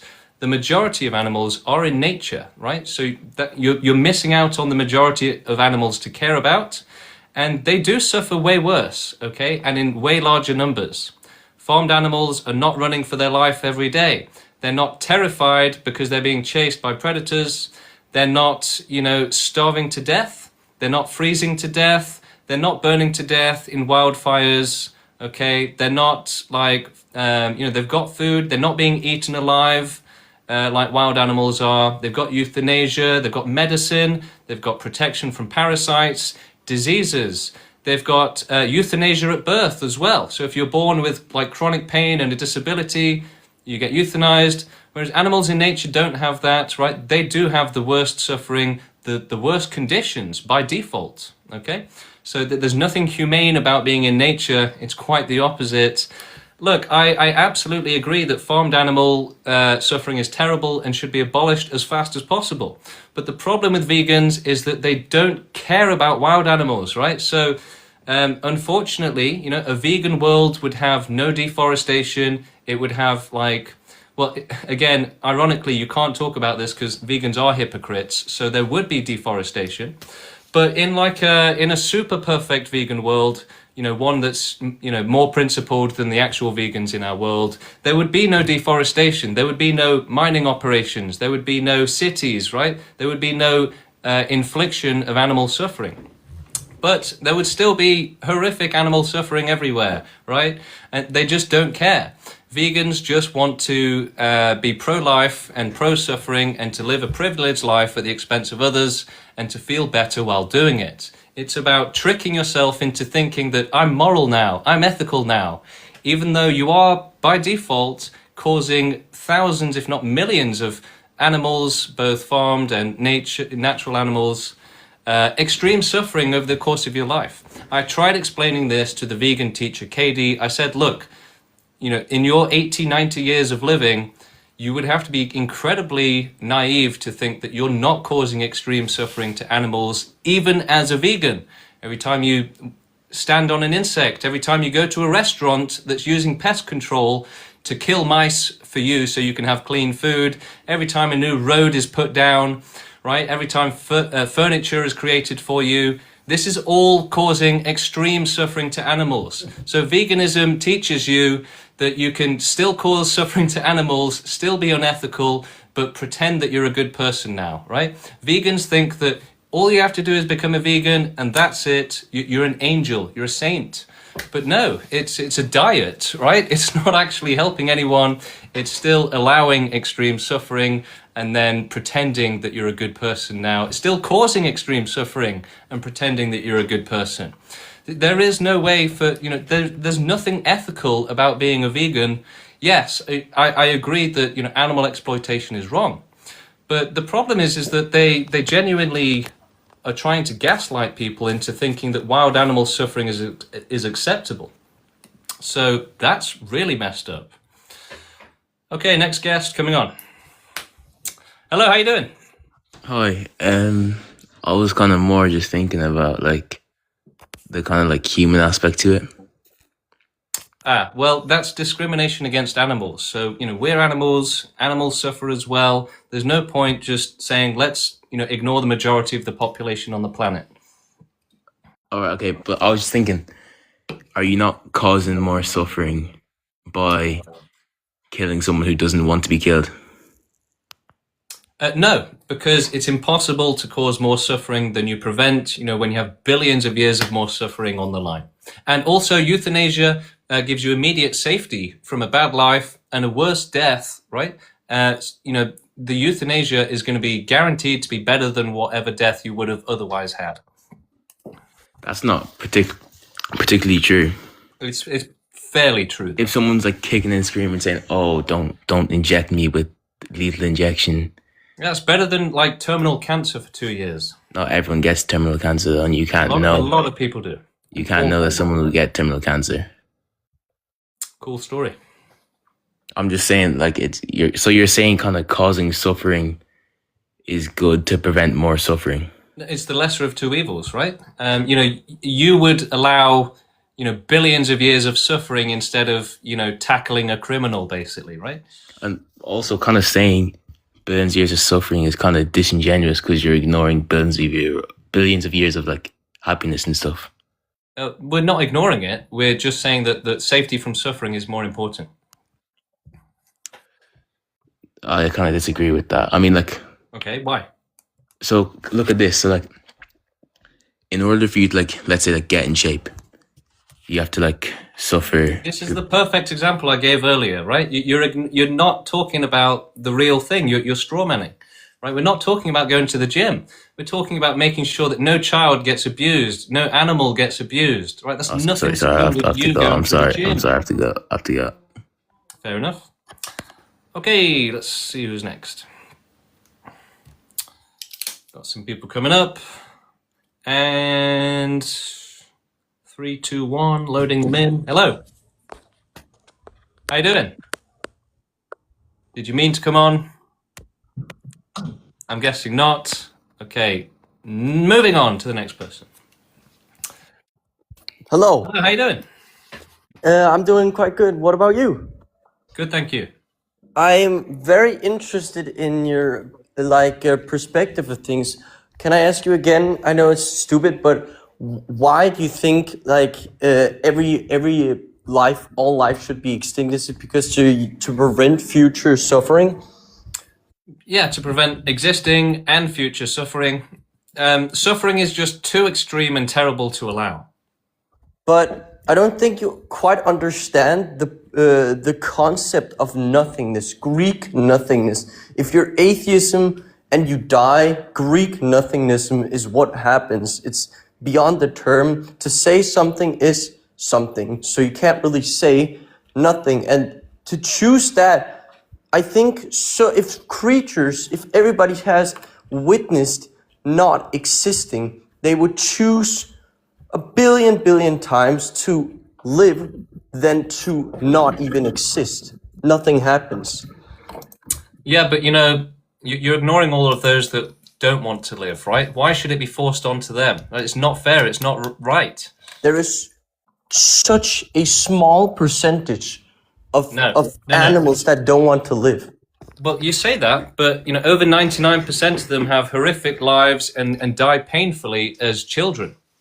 If they didn't would you want to survive, be eaten alive as a child? I mean, look, animals aren't having fulfilling lives either, right? They're having terrible lives. They're starving, they're freezing, they're just running for their lives. There's nothing nice about that. If they really didn't want to exist, they would cease to. No, it doesn't work like that. They're programmed by nature to just survive and to reproduce against their own best interest. They don't. That is their best interest. If they have a true comprehension, as human beings, the majority, there's a reason why, as we have a conscience, we choose to survive. There's other animals that has self-awareness, like dolphins. They don't choose to die. They choose to answer live. me this: why is it that many humans do wish to die? Then it's demonstrably false what you're saying. Because some of them have chronic depression, for example. I have had chronic depression in a time of my life, but I understand the concept of nothing. I would rather suffer because I have had my personal experience. Well, I have it's suffered, not fair and I to would force rather that have on that. others. It's not fair to force that on others. If they didn't want that, they wouldn't exist. They would choose. That's not the case. That's not the case. It doesn't work like that. It doesn't work like that. You wanting to not exist does not mean that you are automatically able to achieve that. In fact, most people can't. So, yeah, that's incredibly ignorant. You have so many people come up here and say, oh, if you don't want to live, it's easy. You just do that, right?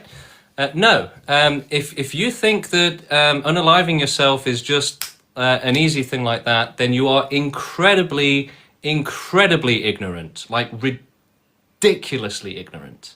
if you think that babies can commit suicide, if you think that children can commit suicide, if you think that disabled people can easily commit suicide, if you think that paralyzed people can commit suicide easily, if you think that people, just even normal depressed people, if you think that they can do it just like that, then you are the most ignorant person possible, right? They have survival instinct, they have fear. There's the massive danger of it going wrong, and you end up permanently disabled. You end up embarrassing yourself in front of your entire family and friends. You end up a pariah. You could end up like a vegetable. You could end up with incredible physical disabilities and surviving it, right? The idea that you can just go like that, it's disgusting that people say that. It completely, denies the reality that these people are going through and says that it's their fault, right, for not being strong enough to unalive themselves. It's disgusting. And they say that, just let them suffer terribly and then let them, commit the ultimate act of self-harm. And you think you're a good person somehow saying that, these children should be abused and then have to kill themselves. Like, what? This is just such insane thinking, right? The most evil thinking possible, basically. Okay, let's go back to the queue. We've got a lot of people in the queue now. Let's see. Loads of people.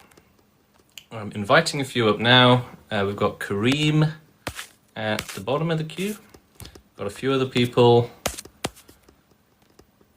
So I'm going to work my way up from the bottom of the queue so that anyone that's still in there, we don't miss them out. Sorry, I got two on there at the same time. So Kareem, how you doing? Good. Great. Do you have any Finally questions? brought me up, man. I was waiting for a minute. Yeah, sorry about that. Go for it. Yeah, so actually I agree with your prompt, man. So when are you gonna start on 11 yourself? That's one for today.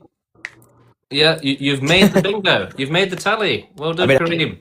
So yeah, that would be counterproductive if I go first, right? It's not about that. We need humanity to continue for hundreds of years at least while we complete animal extinction. If humanity goes extinct first, animals will suffer terribly for billions of more years. So we need more humans, we need to keep reproducing, we need a strong, healthy humanity until after we've done everything we can for other life and for prevention of life coming back on Earth. So no, we don't want humans to do that. Hello, how you doing?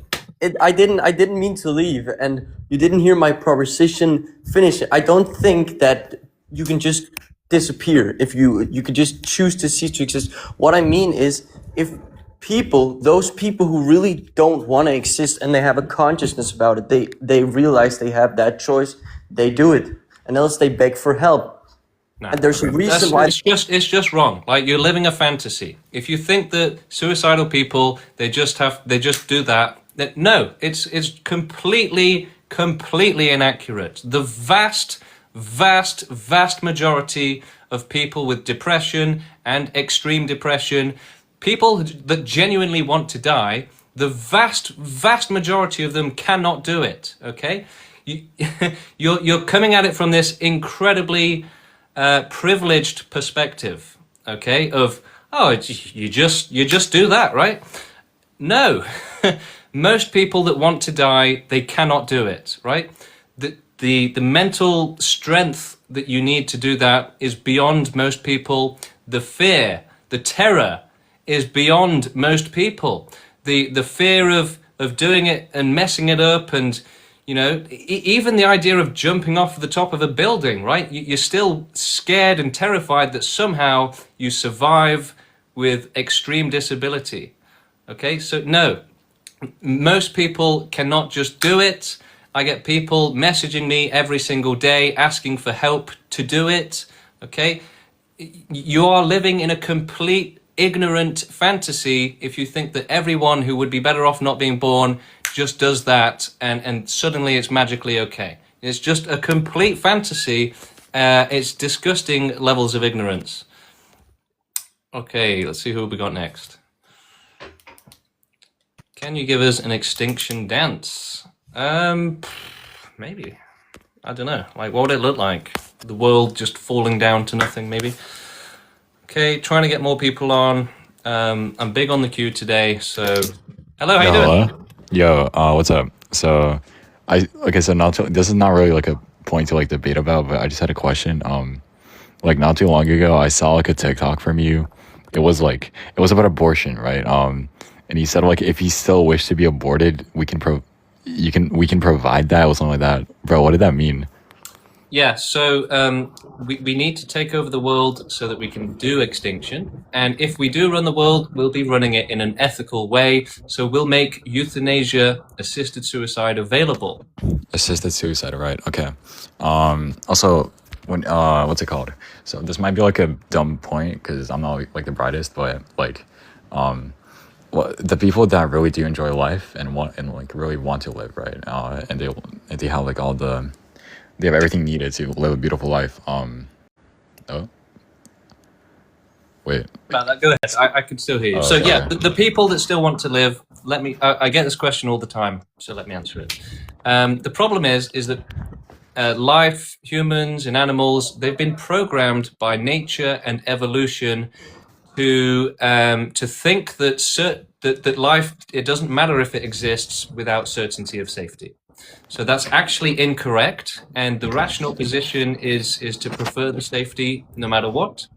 So yeah, that's why people, they want to live and they want to have kids and make them suffer. It's an irrational thing. I mean, there's some people who just like want to live their life alone and just kind of enjoy it.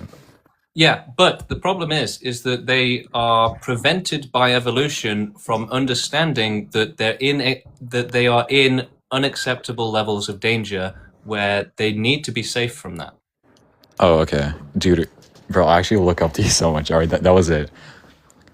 Yeah, All right, no worries. goodbye. Thank you. I appreciate that compliment.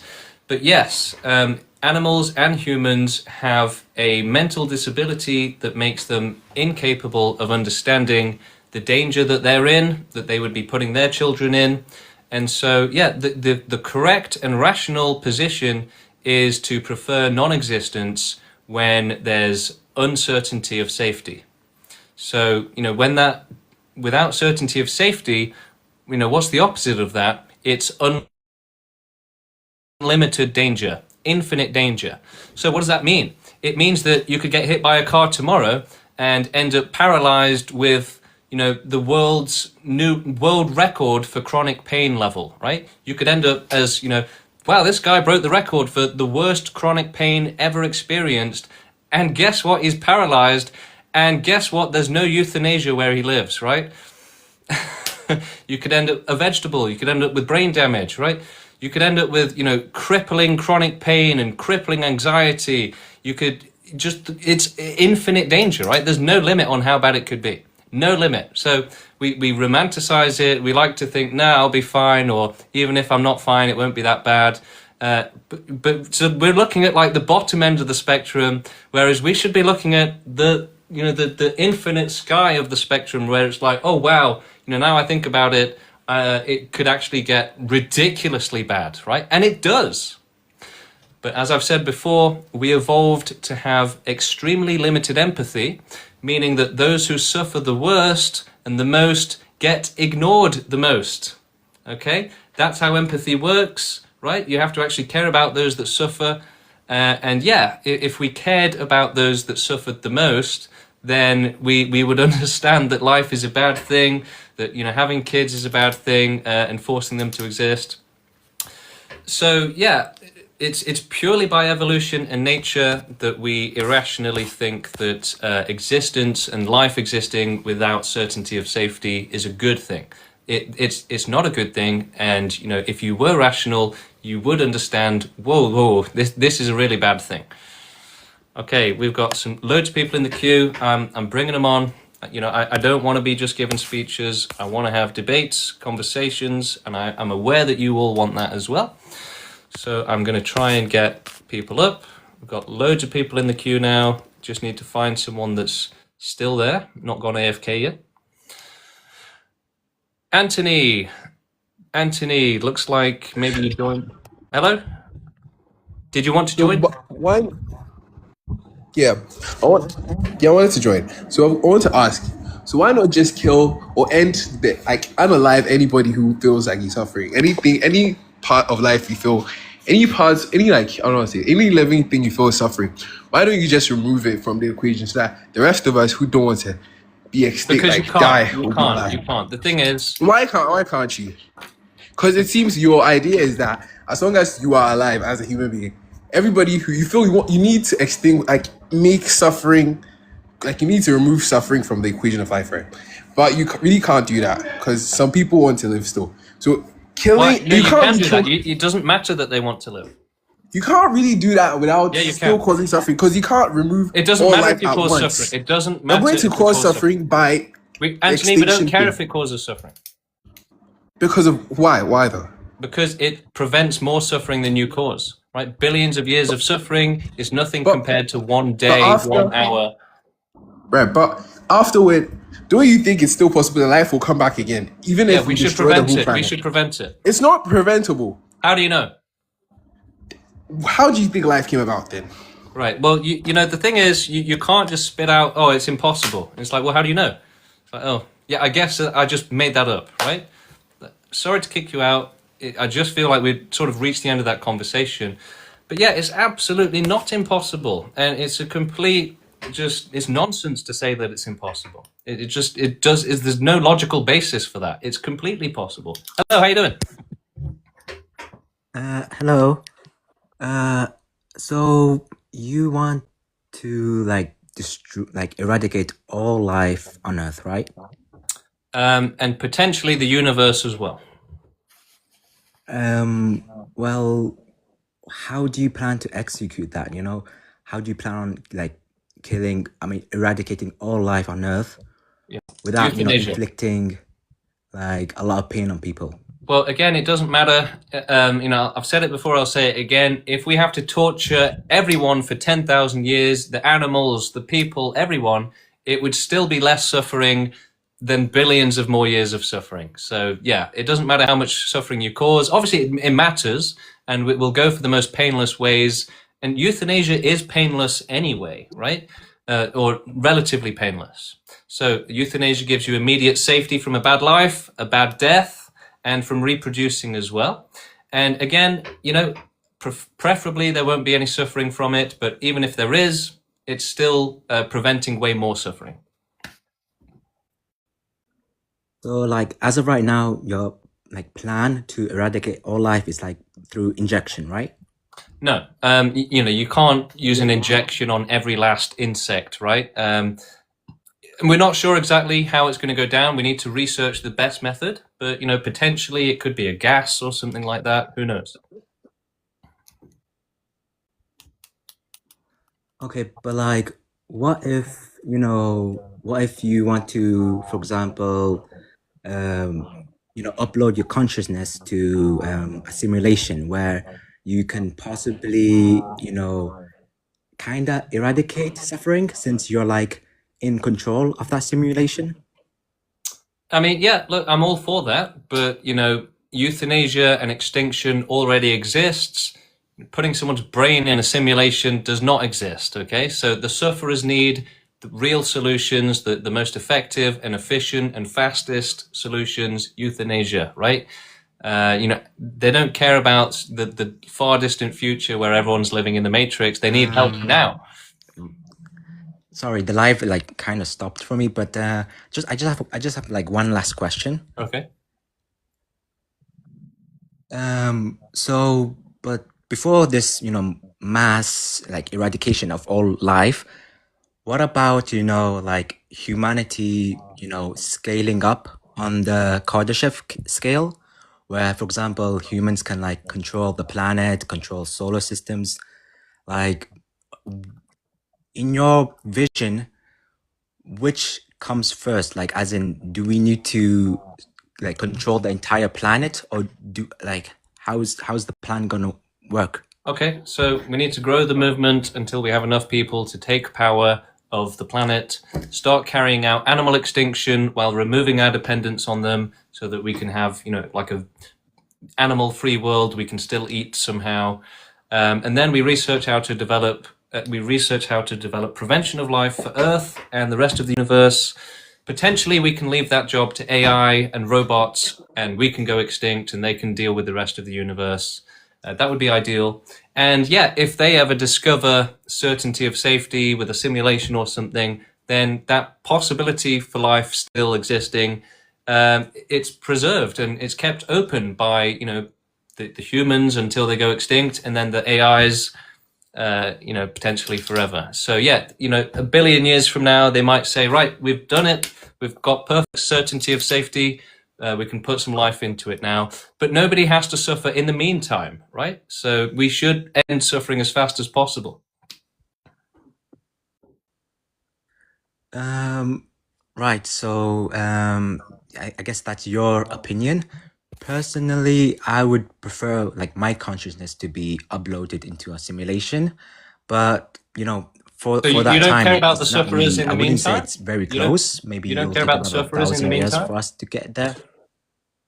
No, I'm just saying that personally, I would rather, you know, want my consciousness to be uploaded into a Yeah, simulation but rather you know, than I myself to want $1 be billion, completely but eradicated.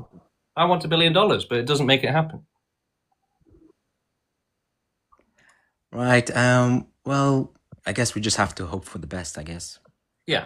Or no, actually, don't just hope for the best. That's a lazy thing to do. You should actually take action, do activism, and fight for a better world. Hoping for the best is what lazy people do. Okay, let's move on. We've got, okay, yeah, Laugh Out Loud has been waiting for a long time. Let's bring them up. Hello, how you doing? Hi. I was just wondering, it's like suffering's a really arbitrary unit. So how do you know, like, ending all of life, how do you know that doesn't inflict more suffering than, you know, just waiting for the universe to end or something? I don't get it. You know, how? What do you mean? Of course, we should try and prevent billions of years of suffering. Right. Isn't that obvious? Yeah, it's just an absolute solution when how Yeah. do you know that it's still going to be suffering from now, right? You don't know that. But What do you mean? ending life What do you mean? would cause, What do you mean? well, what do you mean? What do you mean? What do I mean? How? No, you're gonna have to repeat that. It wasn't very clear what you were saying. All right. Well, okay, thousands of years on, let's say, you know, there is no more suffering, right? Like, if we went extinct now, Yeah. right?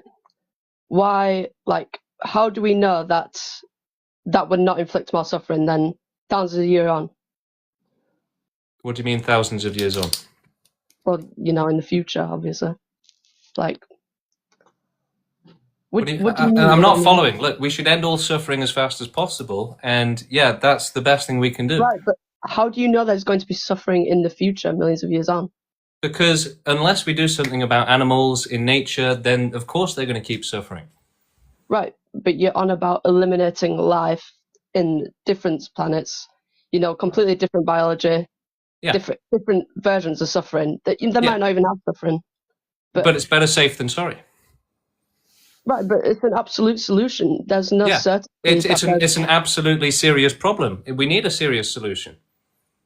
But it's so absolute. Like there's Well, no. yeah, it should be. Safety from being abused and suffering terribly should be absolute. So you're saying that you'd inflict more suffering just for the chance that there'd be no more suffering in the future, even though Yes. there's no guarantee. Yes, absolutely, 100%, 1,000,000%, yes. All right. Well, you know, I concede, I guess. All right. Whatever enough. this guy did with that.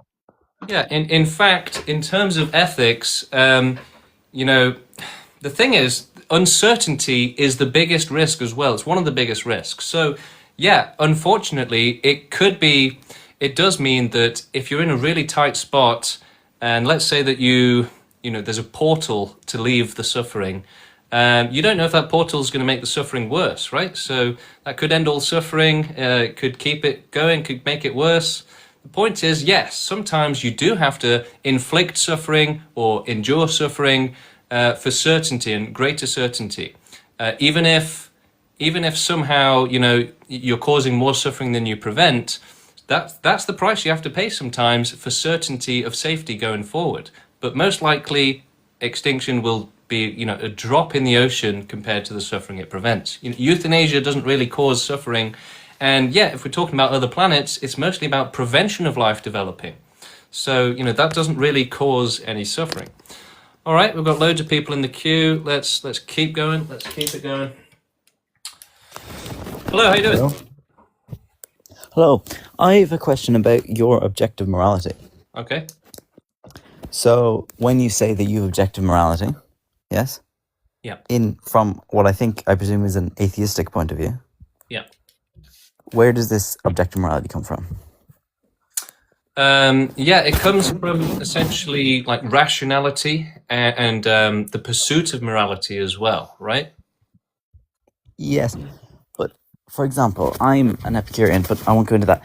I know I can feel my own personal pain and, displeasure, but pain and pleasure.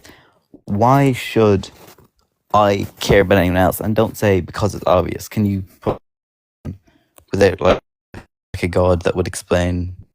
That's a good question. Well, some people just simply don't care about others, and I would say that a lot of that comes down to genetics of your brain. Do you have more empathy? Do you have less empathy? So sometimes you can't give a reason to care.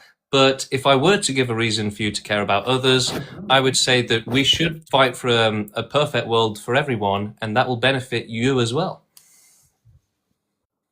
Well, I just think it's strange that you were thinking, oh, evolution is this evil thing that's making it.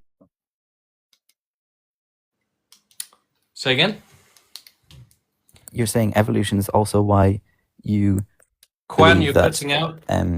Say that again. Evolution is had this empathy. evil thing. You're breaking up. Yeah. Yes, sorry. Yet you still agree that evolution gives you. Why is the subjective empathy you get any better than of pleasure? Why is it better to be a good person than a bad person is what it sounds like he's asking. Well, as I'm trying to explain, it's more about your genetics. So people don't decide to be good or bad. It's based on a lot of factors that come together. So it's like saying, why should I be a good person? I like being a bad person.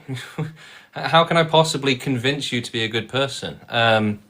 What if you say, I like abusing animals? I'm not going to say, but they feel pain, and then expect you to go, oh yeah, you're right. So yeah, unfortunately, a lot of people ask similar questions where they say, help me understand this, help me understand. And unfortunately, there's a genetic barrier preventing people. So I can't help you. Hello, how you doing? Hello, I'm doing good. Okay, so I'm pretty new to your channel. I'm not the most prepared, but I do have several questions have come up from listening to this live. So, one thing that is on my mind is you are against suffering, right? That's your whole thing. So suffering, supposing pain, physical and emotional, I'm guessing. Yeah. But so you want to put an end to suffering, or at least, minimize it as much as possible, ultimately, which would mean put an end to it. Yeah. But however, since you're aiming to completely eradicate all human life, all life, not just human, but that in and of itself is very unlikely to actually happen. I mean, it's very unlikely this cause would have a result.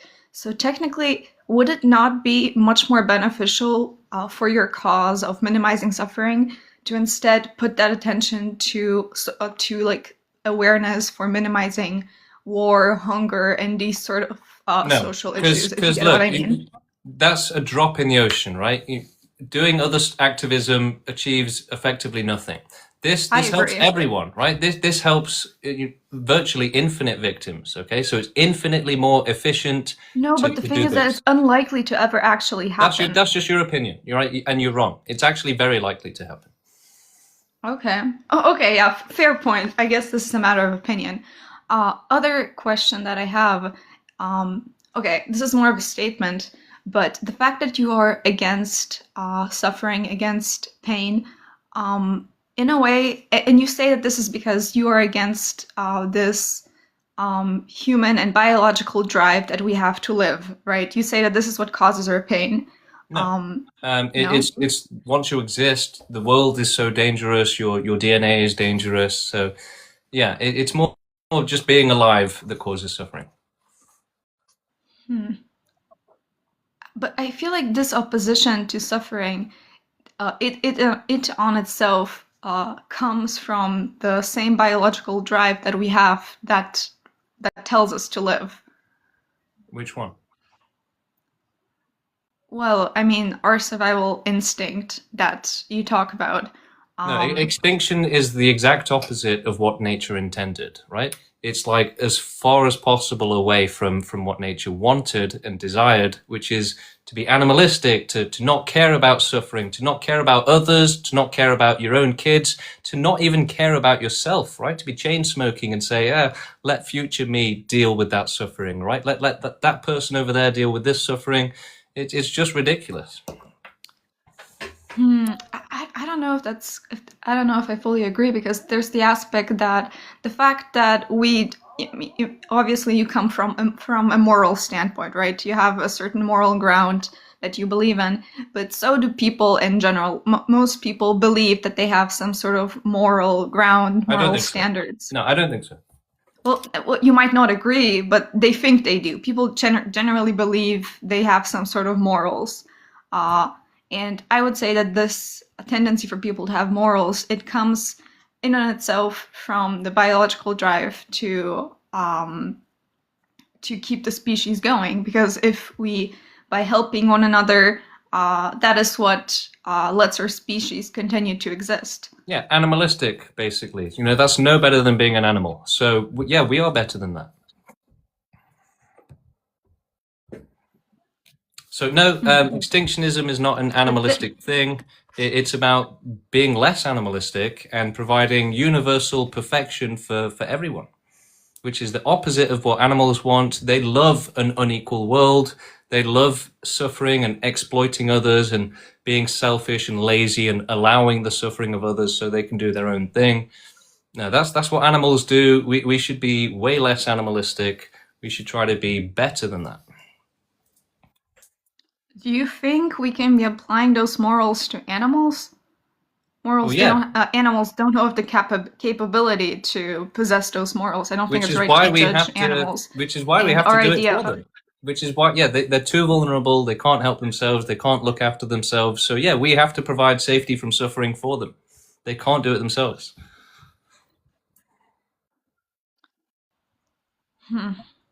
Okay, I'm gonna take a look at your blogs and read more into it because I'm interested. But the one last thing that I'm going to say, I'm going to ask is, there's of course what a lot of people are going to say is that life is suffering, obviously, but there's also pleasure in that life. So people say, I love life. I don't care if I suffer a bit, because to me, the pleasure is more than the suffering. Obviously that's not for all people. There are a lot of people whose entire lives is suffering, but then there's a lot of those people who say that suffering is worth it for the pleasure that they experience. So how would you oppose that? But that's, ignoring. It's not about an individual thing, right? It's not about, well, my suffering justifies my life. It's about, unless we have total extinction, then there will always be unacceptable and extreme suffering. Do you think there's no way to put an end to the extreme suffering by offering free, euthanasia, etc.? No. No, because, a baby in a dungeon, they're not going to get access to that euthanasia. A baby in a dungeon? Yeah, it's more common than you would like to think.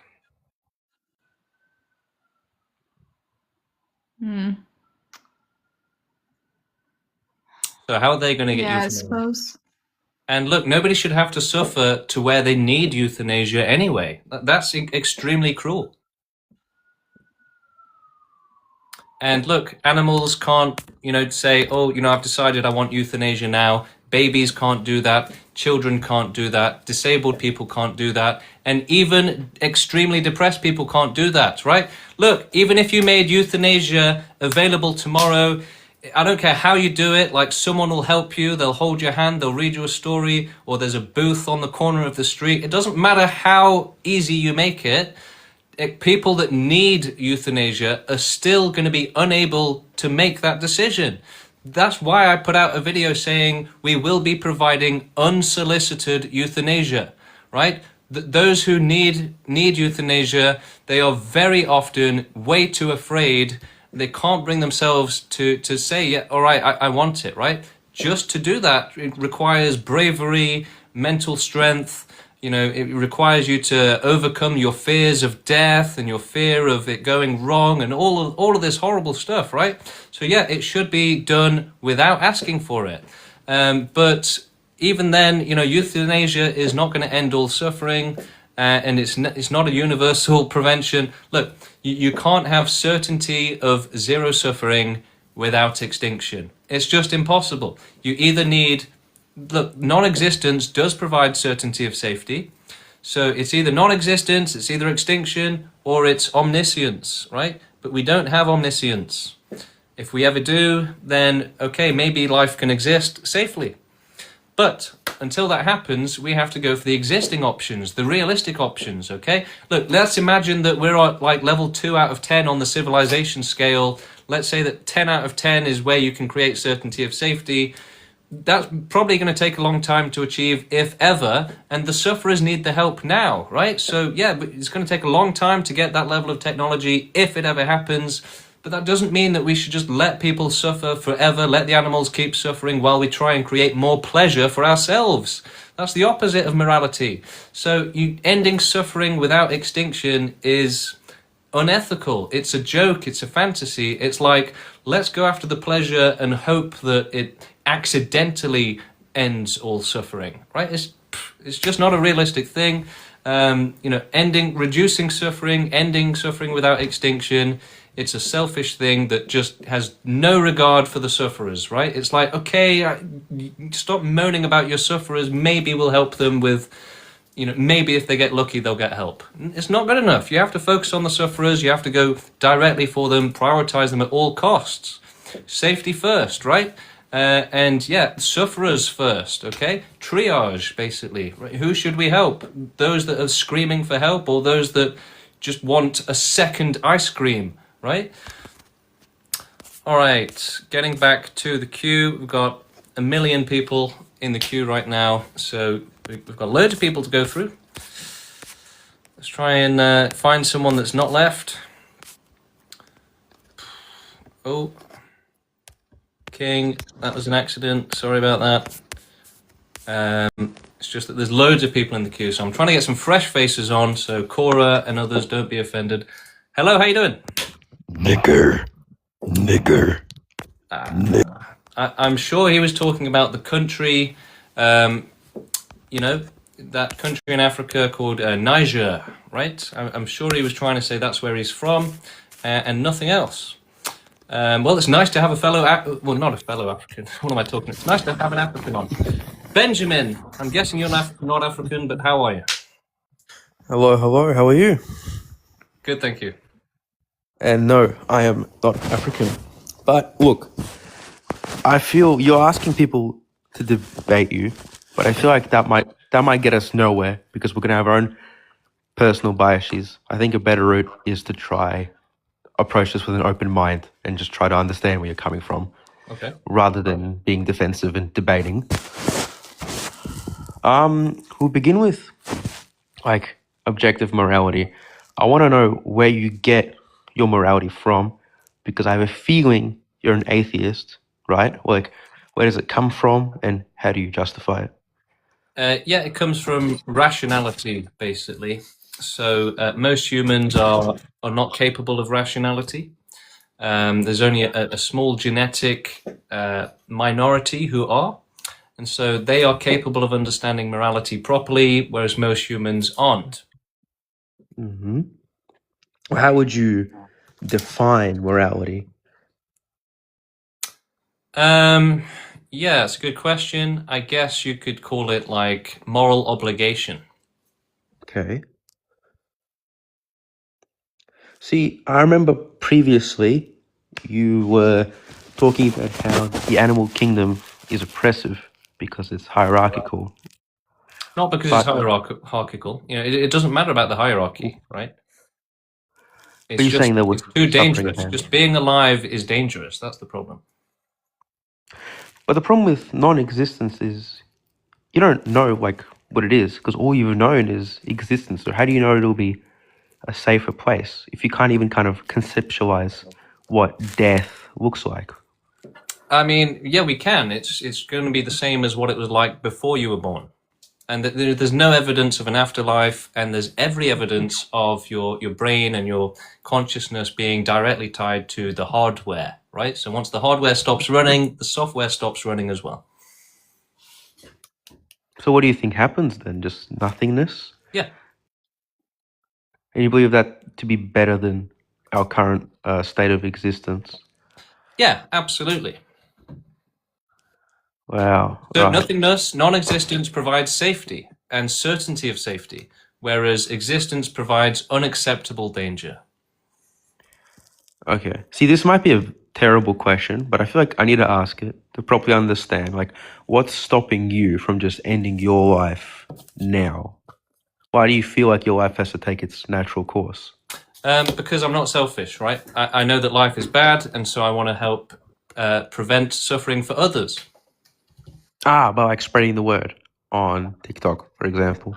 Oh, well, we're actually growing the movement. You know, I didn't start this movement, and we're actually working to genuinely achieve and carry out extinction. So, yeah, it's not just an idea. If this is the case, why do you think things exist and continue to live? Like, why did the universe set itself up that way? And why did I Mother don't know. Nature It seems set like up that's Earth just that a way? natural process. Seems like it. I don't think there was like a decision or intelligence that went into it. But you're saying when you become rational or enlightened, you realize that it's silly and that life should end. Yeah. Gotcha. Well, it's not that it's silly and life should end. It's more that suffering is too extreme and terrible to allow.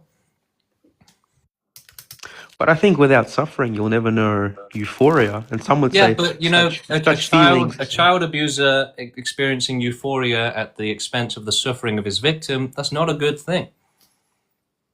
That would be good. I meant like in the No, context. it would not be a good thing, okay? You know, child abuse is bad, and pleasure at the expense of suffering is unacceptable. Wow. Okay. Gotcha. So you believe that like having children is also immoral because you're allowing this being to experience suffering. We do need to temporarily keep reproducing and have a strong populous humanity until after we've done animal extinction. But yes, every life, it's bad for life to exist. So it's like a temporary phase. Yeah. So would you rather now like humanity actively destroy our ecosystems? Yes, Mother absolutely. Nature? Absolutely, yeah. So deforestation is really good for suffering. Overfishing, that's another thing that's good. So veganism is bad. It causes more suffering because in a vegan world, you would have far more land being used by wild animals. You'd have immense, vast swathes of farmland would be just forests and woodland, and would have extreme suffering on it. Wow, but if animals are unable to conceptualize this kind of suffering because they're driven by instinct, why does it matter to us? Well, it doesn't. That's the problem. We should care about animals, right? But people don't. That's why we eat them, we abuse them, we do testing on them, right? It's a selfish and cruel thing that only a selfish animalistic monster would do. I see. Wow, I've never heard this kind of perspective before. That's the problem, is that we're Interesting stuff. indoctrinated into thinking that causing suffering is okay. We're indoctrinated to think that abusing animals is okay and allowing suffering is fine. We're indoctrinated to be evil, basically. So yeah, and this is a new idea. Extinctionism began 3 years ago. The movement began then. So yeah, it's a new idea for people to get to grips with, and it's new morality, new ethics to start learning about and understanding.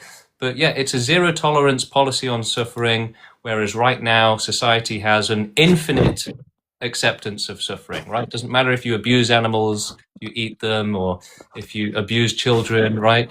Just doesn't matter. So we have infinite acceptance of suffering. We need zero acceptance. I see. So, does that mean you do not fear death? Yeah. Wow, that's cool.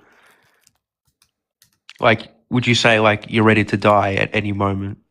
You'd kind of accept it and Yeah, jump I in mean, front of the as bullet, for example, you extinctionists, know? as activists, we're willing to give up our lives for the movement or for the right thing, for a good cause. And we also, as extinctionists, yeah, we understand that we would be better off not existing, and that we are in danger right now. You know, we could get hit by a car tomorrow and end up paralyzed with chronic pain for 50 years with no euthanasia, right? So I don't want that. I definitely want to be safe from that kind of stuff and all of the other terrible stuff that can happen.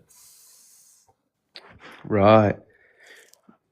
See, this might be going in circles, but like I ask this to everyone who believes what they believe, like because you've looked at the world, you've analyzed it, and you came to your conclusion, right? How did that happen? Like, what was your awakening moment?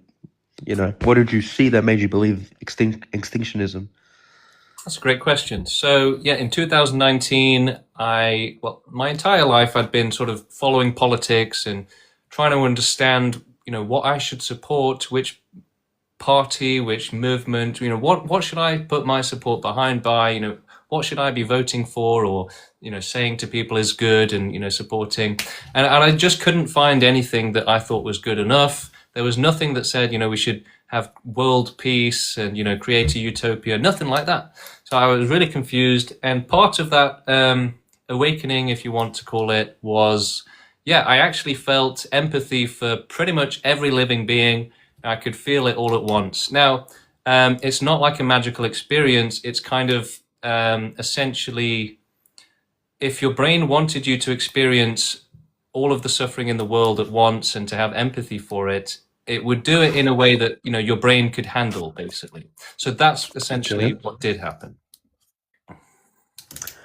Well, at the time in 2019, how come something like Marxism didn't cut it for you? Because they believe of a utopia, right, where oppression ceases and everyone can live harmoniously, and it is this fight against Mother Nature. But how come that ideology didn't cut it for you? Yeah, because it doesn't end all suffering, right? So it's still an unfair dynamic of saying, let's force life to exist and suffer so that we can benefit. So it doesn't work purely based on the fact that it makes humans continue to exist in this world. Well, there's animals as well. It does nothing to help animals. Got you. Oh, that makes sense. Cool. I think that's it from me. Like, I'm out. I don't think I have any more questions. This was interesting. Great, thank you, Benjamin. Consider reading our website. You can click on my profile on TikTok, click on the website. You can read our manifesto, our FAQ, and you can join the Discord and join the WhatsApp and continue the conversation with us on Discord. You know, come and debate, come and join the movement, become an activist. Help us do peaceful activism to grow the movement until we have enough people to change the world, make it against suffering, take power and start carrying out total extinction, start providing euthanasia for the humans and animals that need it and aren't getting it. You know, there are people right now that are facing another 50, 70 years of a life that they don't want, right? They need help as well. So yeah, we need to help all of the sufferers, start prioritizing the sufferers in this world. Look, we're forcing them to exist, forcing them to have depression and disabilities, and then saying, no euthanasia. You've got to suck it up for the next 70 years and just hate every second of it. Like, it's completely upside down. And yeah, you know, anyone can have a kid and just abuse it, and they are doing that. Anyone can walk into a pet shop and buy an animal, take it home, abuse it to death, and then bury it or eat it, and no one will care. You don't need a license. Nobody's going to visit you and check, right? We are allowing life to just be forced into the worst conditions possible. I think, that the animal example with a pet shop is a really good one, right?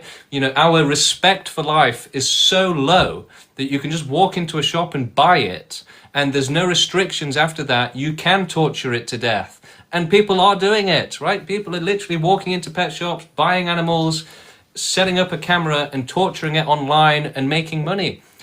This isn't a joke, okay? Especially as activists against suffering, we're constantly seeing this kind of stuff and hearing about it. There are massive channels on like Telegram and other places, even on like YouTube and stuff, where they are literally torturing animals for money, right? You can literally put it on like Instagram and mainstream platforms. It's probably even on TikTok, right? You can watch animals fighting each other. They've been put in cages specifically to fight and to film it. This is just, anyone can do it, right? So, why should life be in a shop waiting to be purchased by a psychopath? Why should anyone be born into the hands of parents that don't know what they're doing, or they want to abuse the child, whatever? Why should anyone be born into this genetic lottery where you can be born with terrible genetics, you can be born with chronic pain, brain damage, disability that makes your life unbearable, right? We just don't care about life, right? We have an infinite acceptance of suffering. We just don't care. And, we also have a very individualistic, sort of selfish society where it's, do whatever you want, just only look after yourself, forget the world. And that's why we have such a disconnected humanity, right? There's no unity, right? No unity. You walk down the street past 1,000 people, you've probably got nothing to do with any of them, no connection. You can't trust any of them to be good people or to do the right thing. So we need to be connected by empathy and morality and ethics at the very least, right? We should be able to walk down the street and know that, if you see someone, they'll help you, that they'll be a good person. That's the world that we should be working towards, right? A world where we're actually doing the right thing. You've got Donald Trump running the world. Like literally, that's the best example possible of how upside down our world is, right? Trump is not an exception to the rule. He's not like an anomaly. He's the perfect example to show what kind of world we have, what kind of people we have. Just extreme selfishness, extreme abuse and exploitation, right? Let's invade that country. Let's, abuse that country. Let's start a war for fun. The world is run by criminals and just animals, basically. Look, all of this comes down to evolution, okay? If we've evolved to be animals, right? Life started on the planet, started very animalistic, and then, you had predators eating the herbivores, eating each other. Even the herbivores are being selfish to each other. I want that food, get away from my food, right? So the more selfish life was, the better it survived. The more empathetic it was, the less it survived, right? Oh, here, have my food, and then you die, right? Those genetics are gone. It's survival of the most selfish. And so we've still got that, right? Life got to the point of humanity, but we've still got all of the incredible selfishness and like mental disabilities that evolution has forced onto us, so that we would be animalistic, we would reproduce, we would be selfish and try and survive, right? And before all of this society and technology, it must have been incredibly difficult to survive. You had to be extremely selfish to survive, otherwise you would die, right? You had to be willing to kill, to steal, to lie, right? The world was so dangerous that the more selfish you were, the better chance you had of surviving. So we've grown up with those genetics. Humanity is that, right? You've got animals, and then the next stage is Neanderthals, and then humanity, right? We're still evolving out of our animalistic nature, okay?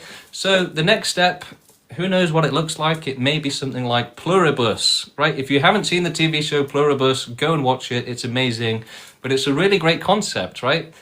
Humanity is united, right? They're connected, and they're on the same page, and to some extent that they want to do the right thing. They all want to do the right thing together. So that would be the best case scenario for humanity. Everyone's connected. We can agree, we should do the right thing. We should be good, and everyone will be working towards a better world.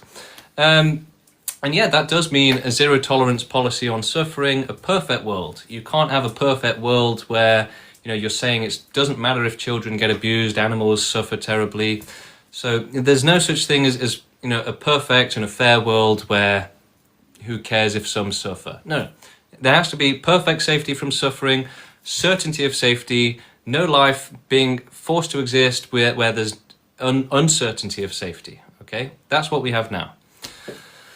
Right, I'm going to do one or two more guests and then I'm going to call it for today because I've got places to be. So yes, let's see who else we got in the queue. Let's try and get some more people up.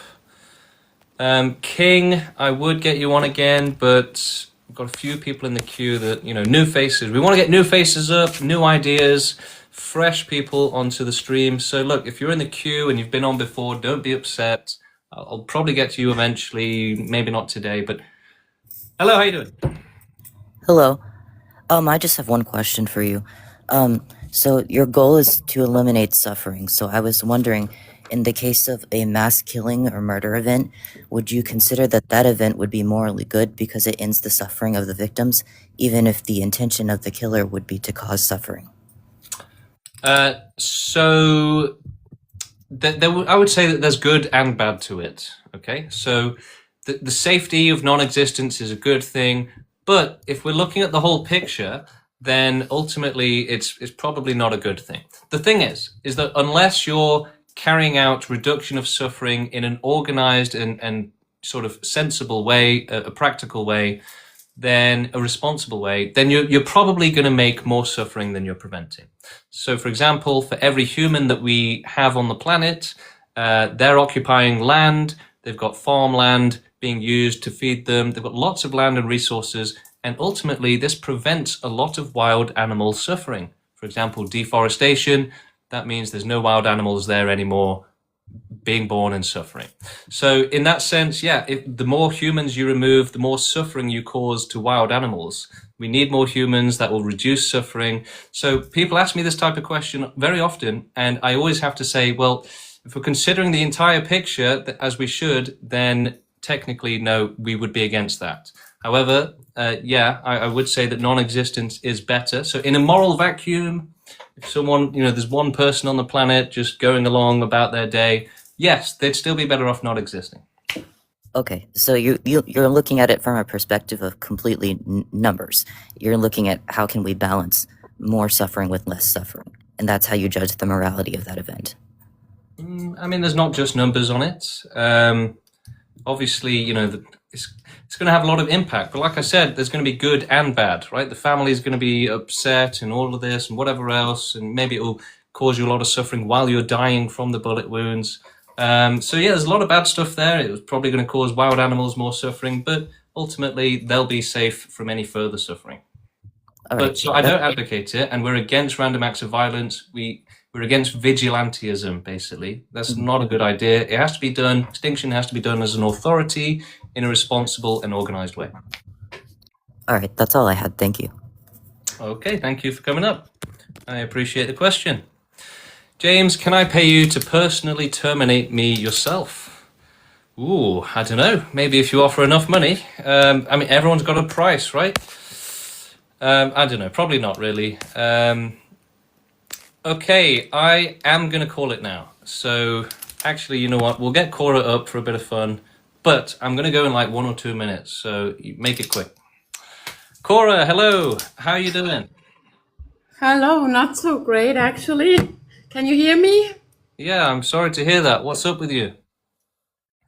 I'm just a bit disappointed. Because now you said like Becky down the street. I mean, probably was just a joke, but it's kind of, not very empathic to say to a mother who has tried her best with her children. And I want to ask you, when you came to your conclusion in 2020, you said. I only found out about extinctionism a year ago. Only a year ago. So you see, a human needs time to evolve and needs time to understand and needs time to develop. So if someone has 2 kids in Switzerland now and is doing well, I'm not Becky down the street. No. And and there's a contradiction there, because you say you want to have kids who can carry on the movement. You want to have more kids that understand and can carry on the movement. Yes. But then you say having kids is the worst thing, and I feel I'm just an idiot to you, and it hurts. It does hurt, James. Well, I'm sorry, Cora, but yeah, grow some thicker skin. And, you know, I was joking, so don't take it too seriously, right? You got to lighten up. And then I have another question.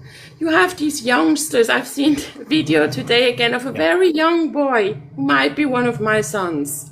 And they go out in the street and they talk to people, you know, with their signs. Yes, Renee. Yes, yeah, Renee and What's Renee? Luke, Okay. they've been going out. Okay. And yes, they're doing a good job. That's true.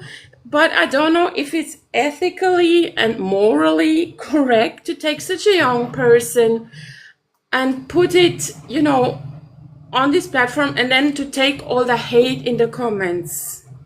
I have seen No, Renee's fine. No, he's fine. He's fine. He's really fine. Yeah. Okay. You see, extinctionists are usually pretty emotionally resilient, and you know we get told a million times a day to you go first. So we get over it very quickly. Yeah, that's why I'm probably not meant for this. Also, you know, we didn't get Renee to do it. You know, it was of his own volition. We're not asking him to do activism. He was an activist before we even met him. For everyone that doesn't know who we're talking about Renee. He is one of the leaders of the movement. He is in Germany, and he's 16 years old and is already more responsible and more active than most of our activists. He's also our treasurer, believe it or not. He is that responsible. He's an extremely responsible person and extremely rational and mature for his age. Before he joined Extinctionism, he was an ardent vegan activist. So he's been doing this stuff for a long time already, even from a very early age. You could say he was born for this.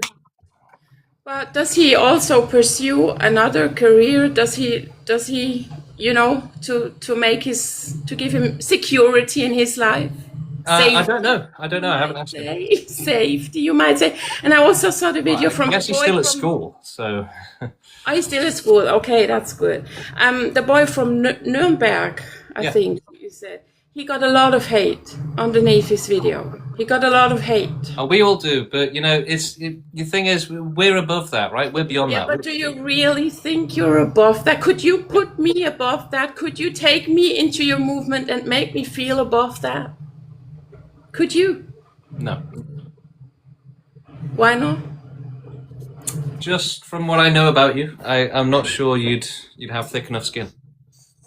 Yeah, probably don't. I probably don't. But look, a lot of our activists are not putting their face on camera, right? A lot of our activists are doing admin work. They're doing video editing to help the movement. They're doing, you know, donations. They're doing TikTok videos with just text and music. So, yeah, no, you don't have to be on camera. You don't have to be receiving hatred or anything like that. There's lots of ways to help.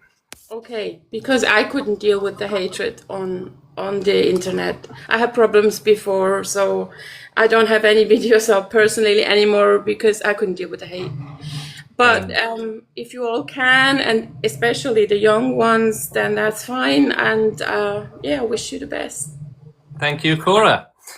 Someone is asking in the comments, how can I join this movement? Go on my TikTok profile, click on the website, and you can join through the Discord that way. Become an activist, and we will help you get set up with whatever way that you're going to contribute. The best way is to make videos, but there are other ways, right? We have lots of admin people. We have lots of video editors. Look, there are dozens of people in the movement, several dozens. Lots of them are making videos. Lots of them are doing the video editing for them. We've We've got other people doing Reddit activism. We've got people doing street activism. We've got lots of different types of activism, tons. So there's millions of ways to contribute. You know, you can help us build the website, expand it. You know, there's just so much stuff. You can write articles. Just use your imagination, come up with new ideas for how to help. It's a creative process, right? That's the great thing about activism. You get to be creative, you get to make videos, put your own ideas out there, put your own unique touch on things, and you get to be part of the community as well. So the pro-extinction movement, you can join through the Discord. That's the best place to do it. And yeah, join the community fighting to end all suffering, to make a suffering-free world.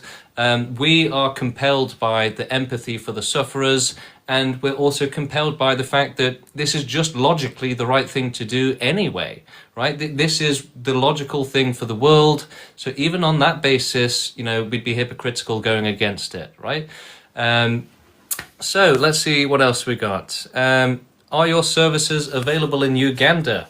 I don't know what services you mean, but anyone from any country can join the movement and begin helping, whether it's donating, making videos, doing admin, video editing, writing, doing Reddit activism. You know, there's lots of things that you can do. So join the Discord and start thinking about how you can help the movement, how you can contribute to it. Pearl, for example, they're a fantastic activist. We've got quite a few young people. I believe Pearl is 18. We've had quite a few 18-year-olds join, and they're starting to make videos. They're doing like video edits of me, like, you know, edits to make it look cool. They're also posting and asking people to join the movement. They're spreading awareness. They're making videos. So yeah, we're getting young people, and maybe this is a movement for the next generation, right? The oldest person in this movement, I'm pretty sure it's me, okay? I think I might actually be the oldest person in the movement. You know, Steve, the creator of the movement, he's like 28 or something. You know, Renee is 16. We've got 18-year-olds joining. And that does make perfect sense as well, you know. The last generation, the boomers, right? Obviously, they're antiquated, they're racist, right? So yeah, the next generations are getting better. The world gets more extinctionist every day. The world gets smarter every day with you know, better generations. So you know, we're very optimistic about extinctionism. People find it very difficult to believe in it, you know, because the movement is small right now. But, you know, this is the way that the world is going, right? This is absolutely the way that the world is going. You know, humanity is evolving out of its animalistic nature. Morality and ethics are getting better and more serious and improving, right? Our conditions are improving, right? You've now got enough comfort and relaxation and safety at home that you can start thinking about the rest of the world and what should I do for the world? Should I be an activist? Should I join a movement, right? So absolutely the world is going in this direction. Every day extinctionism gets easier. The movement grows with new people. We get more resources, more support. So get on board today. Join the movement, fighting to end all suffering. You know, help the sufferers and fight for the only correct world. Yeah, I'm going to end it there. So thank you so much, everyone, for joining me. Check out my videos. Follow me on my channel. And yeah, join the Discord. You know, join the conversation there. As my girlfriend will tell you, I'm on my phone far too often, even after my streaming. So, you know, I'll probably be talking to you on Discord. All right, thanks, everyone.